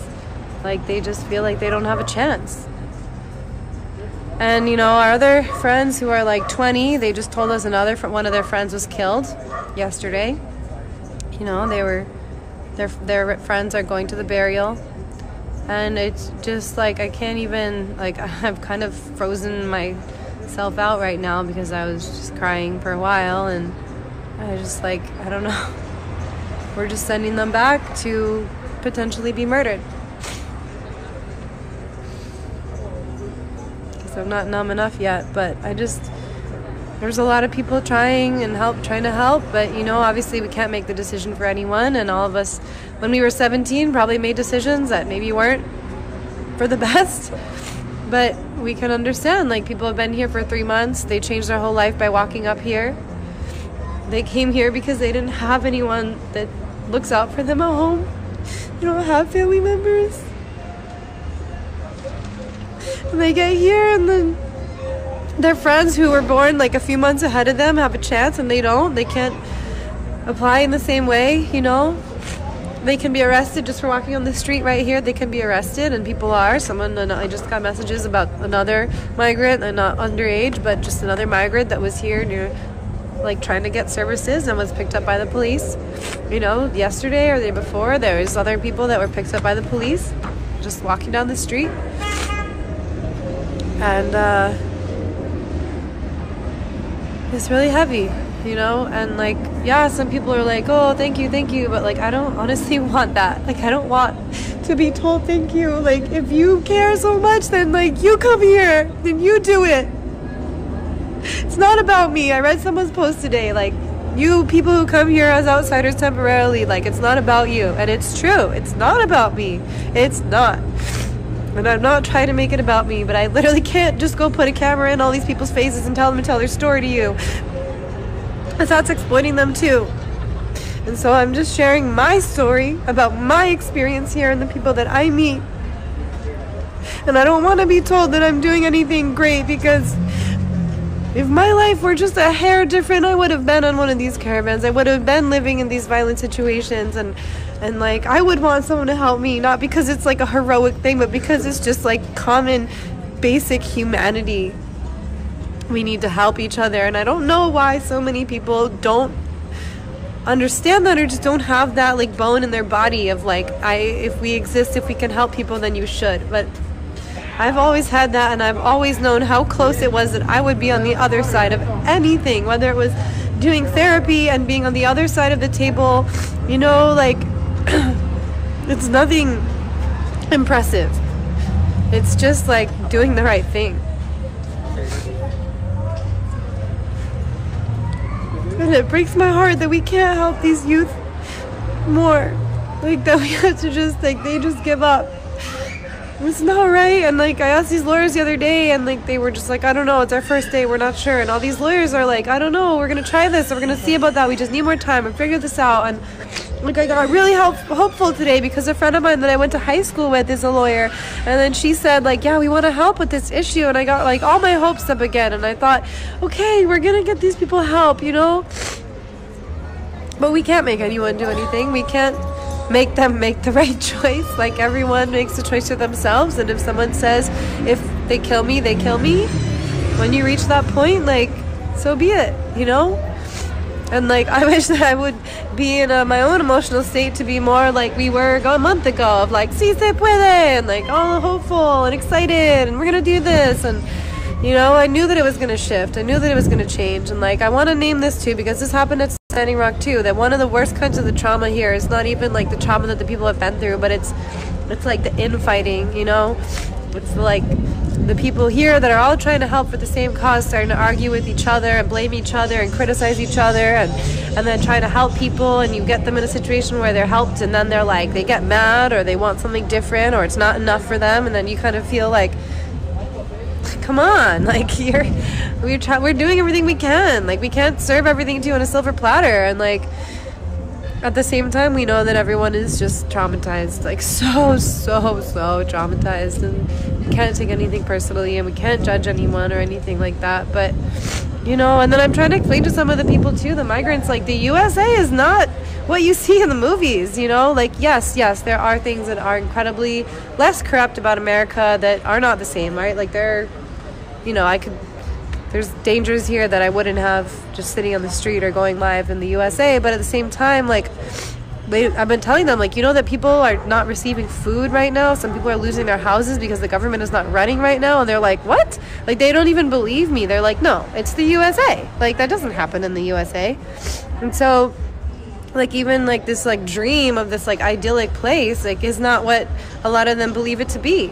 And at the same time, compared to where they're coming from, it is that.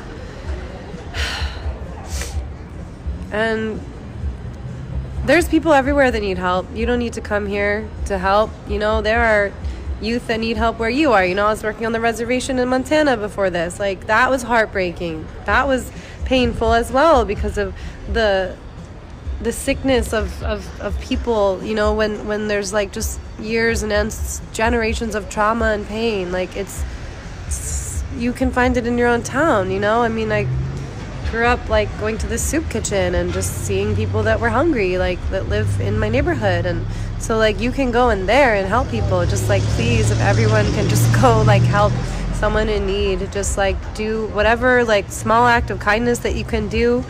You know, I like to shout out my friend Kelly MC, who passed away a couple years ago from an accident, but she was all about the worldwide ripple, just like a ripple of kindness, you know. And she was a social worker too, and just like, if you can do that one act of kindness for someone, you never know what it is that can go out into the world. And I just like need to know that people are doing that.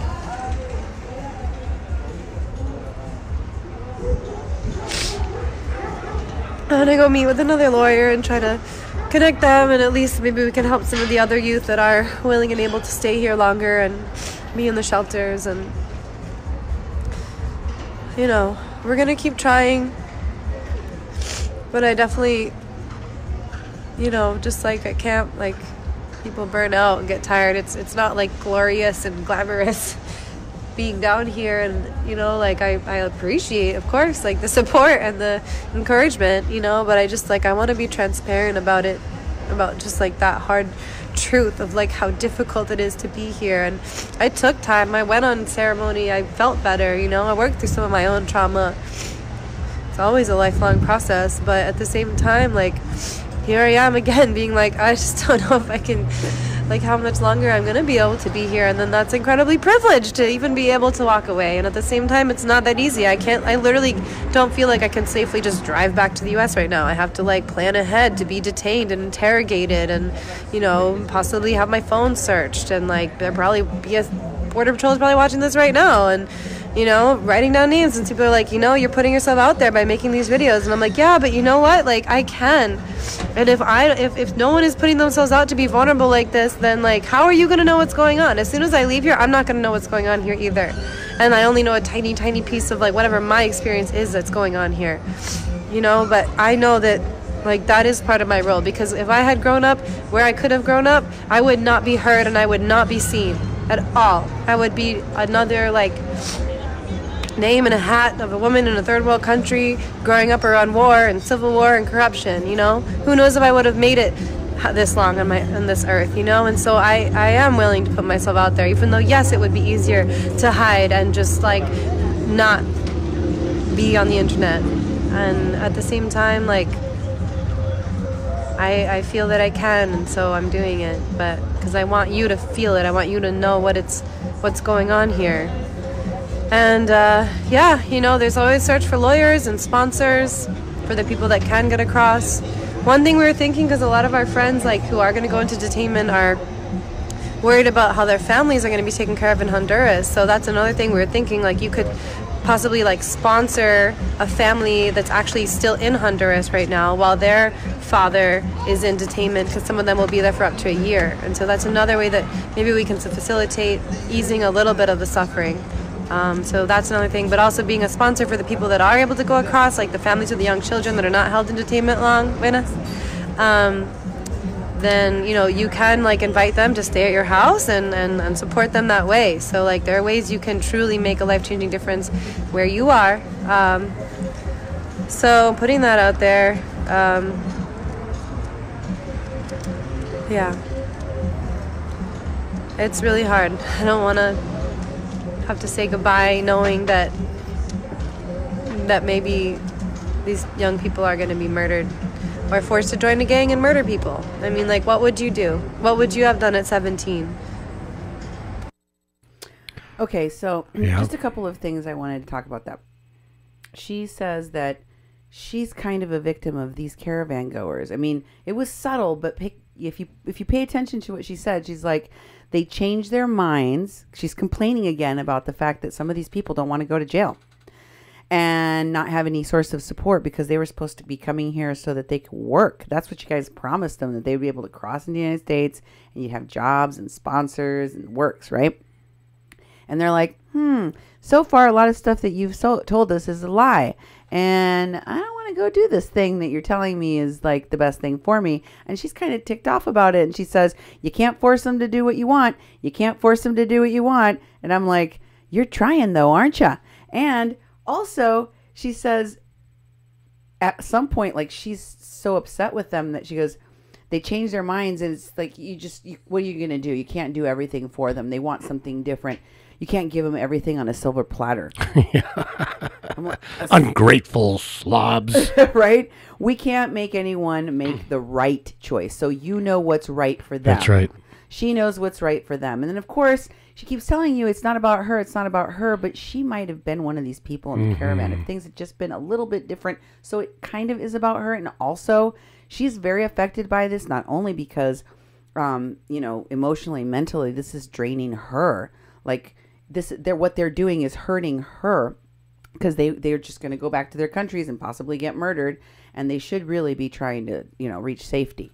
But because as someone working with unaccompanied minors, as an activist doing this stuff, she could get into trouble. She could get arrested. They could get arrested. Everybody might get arrested. She might be questioned by Border Patrol and have interrogated by the police and have her phone taken away from her. All of that's going to happen to her just because she's trying to help. Oh, yeah. No, that's not how it happens.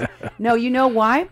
Because the laws for unaccompanied minors everywhere, the laws for minors, especially minors traveling without their parents anywhere, are very, very strict because they don't want people trafficking children. Exactly. And if you are caught working on trafficking children, manipulating children, or doing those kinds of things, which it looks like you are, exactly, then that is a crime. Mm-hmm.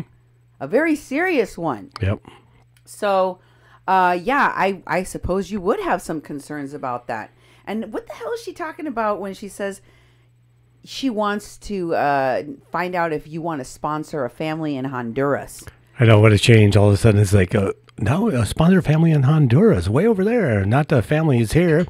Yeah, a little switch for the fundraising. Well, the reason is because then they can start telling the people they're trying to bribe by hook or crook or lie to go and put themselves in a detention center where she admits they already know now they might end up having to spend a year or longer. Yeah, she's like, now that they know and that we can't just kind of like trick them into thinking something different, we're going to tell them that we're going to find them sponsors.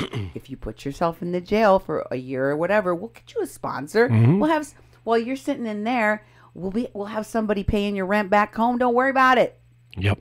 Is that what you're promising them? Is that what you want to be able to promise them? Because that also is evil and wrong, because you can't promise them anything. And as she told you, she might have to just leave because she, and it's very privileged that she can do that, but that's what she comes from, privilege. That's why her name is Laura Cristina Livingston Berga. That's right. She comes from the Grey Poupon family. White family, rich white family with actors and actresses and professors that go to Ivy League schools. Oh, yeah.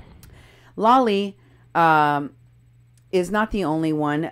Doug is posting about the clergy that got arrested in Tijuana and talking about how these activists, they are sacrificing so much. Forget about the damn caravan. Yeah. These activists know they're telling the stories for the people in the caravan because their pain is how you can relate to what's really happening to this caravan. And they tell these stories that are non-verifiable, just like she just told you. This guy just got arrested for walking. Where's proof? Where's proof of any of it?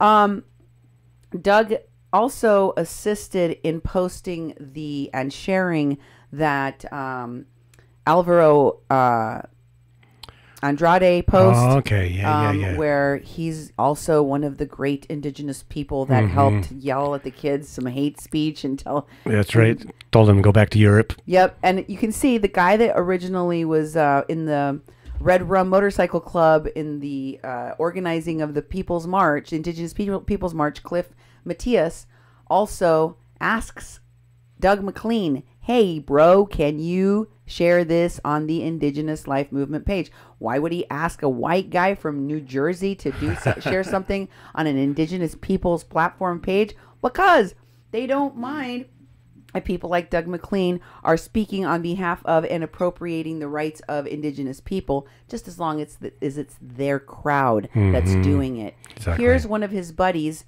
Joe Peruzzi, another guy that's white but likes to pretend he's an Indian, as I've shown you in the past, that shares administration rights on pages that were started at Standing Rock, talking about Nathan and defending him and saying things have gotten divisive, even in this group that he now runs, because he says, how do we unite around these offenses and distractions?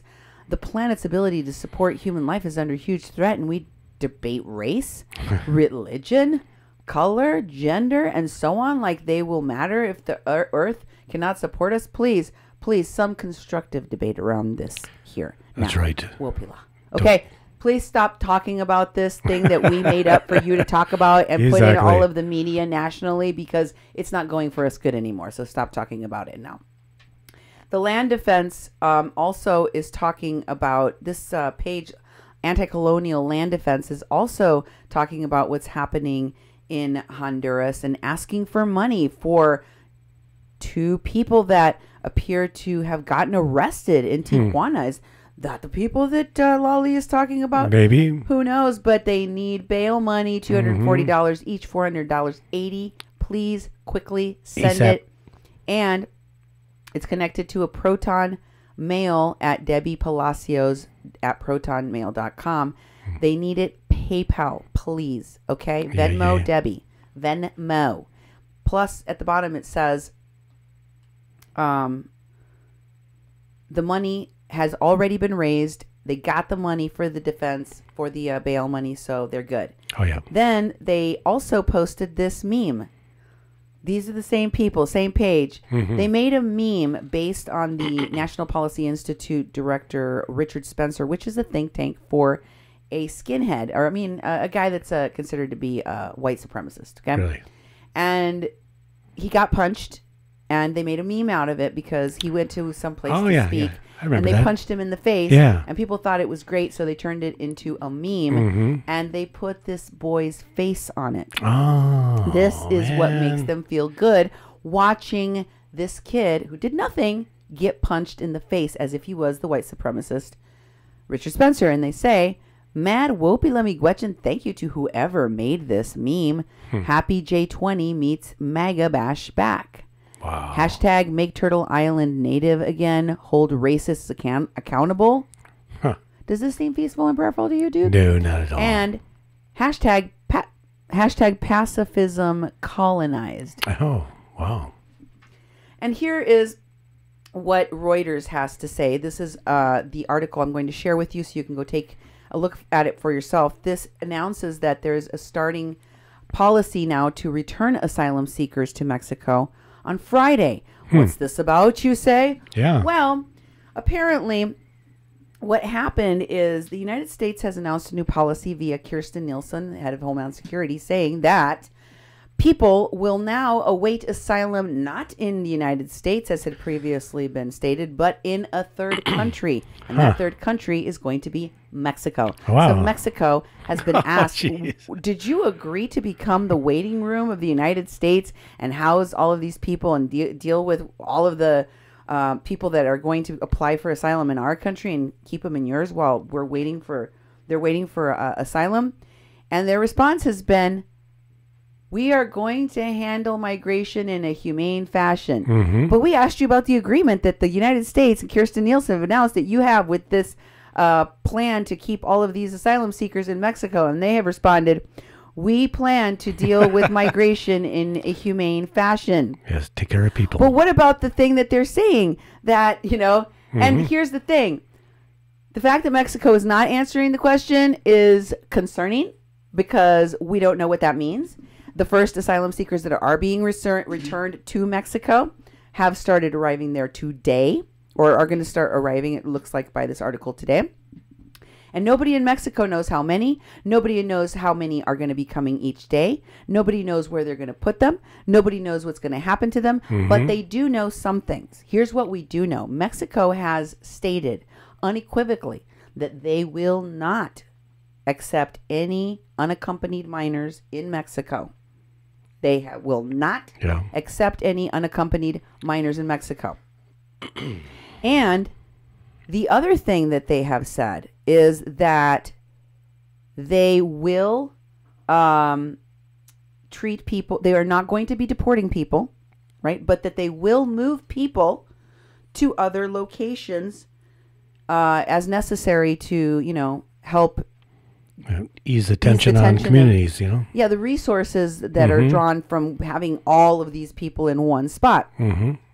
So I think that the plans of these organizers are going to have to shift toward housing all of these people in Mexico, somehow fighting to keep them together in locations where they can exploit them and create crisis where none needs to exist so that they can raise money off of them, and also control them so that they can move them to the border when they want for these actions, is going to start to backfire on them. And this is going to be creating some chaos that may produce more tears than the ones you saw on Lolly B's face today. And that is all the news that I have to report on the updates on the border wall.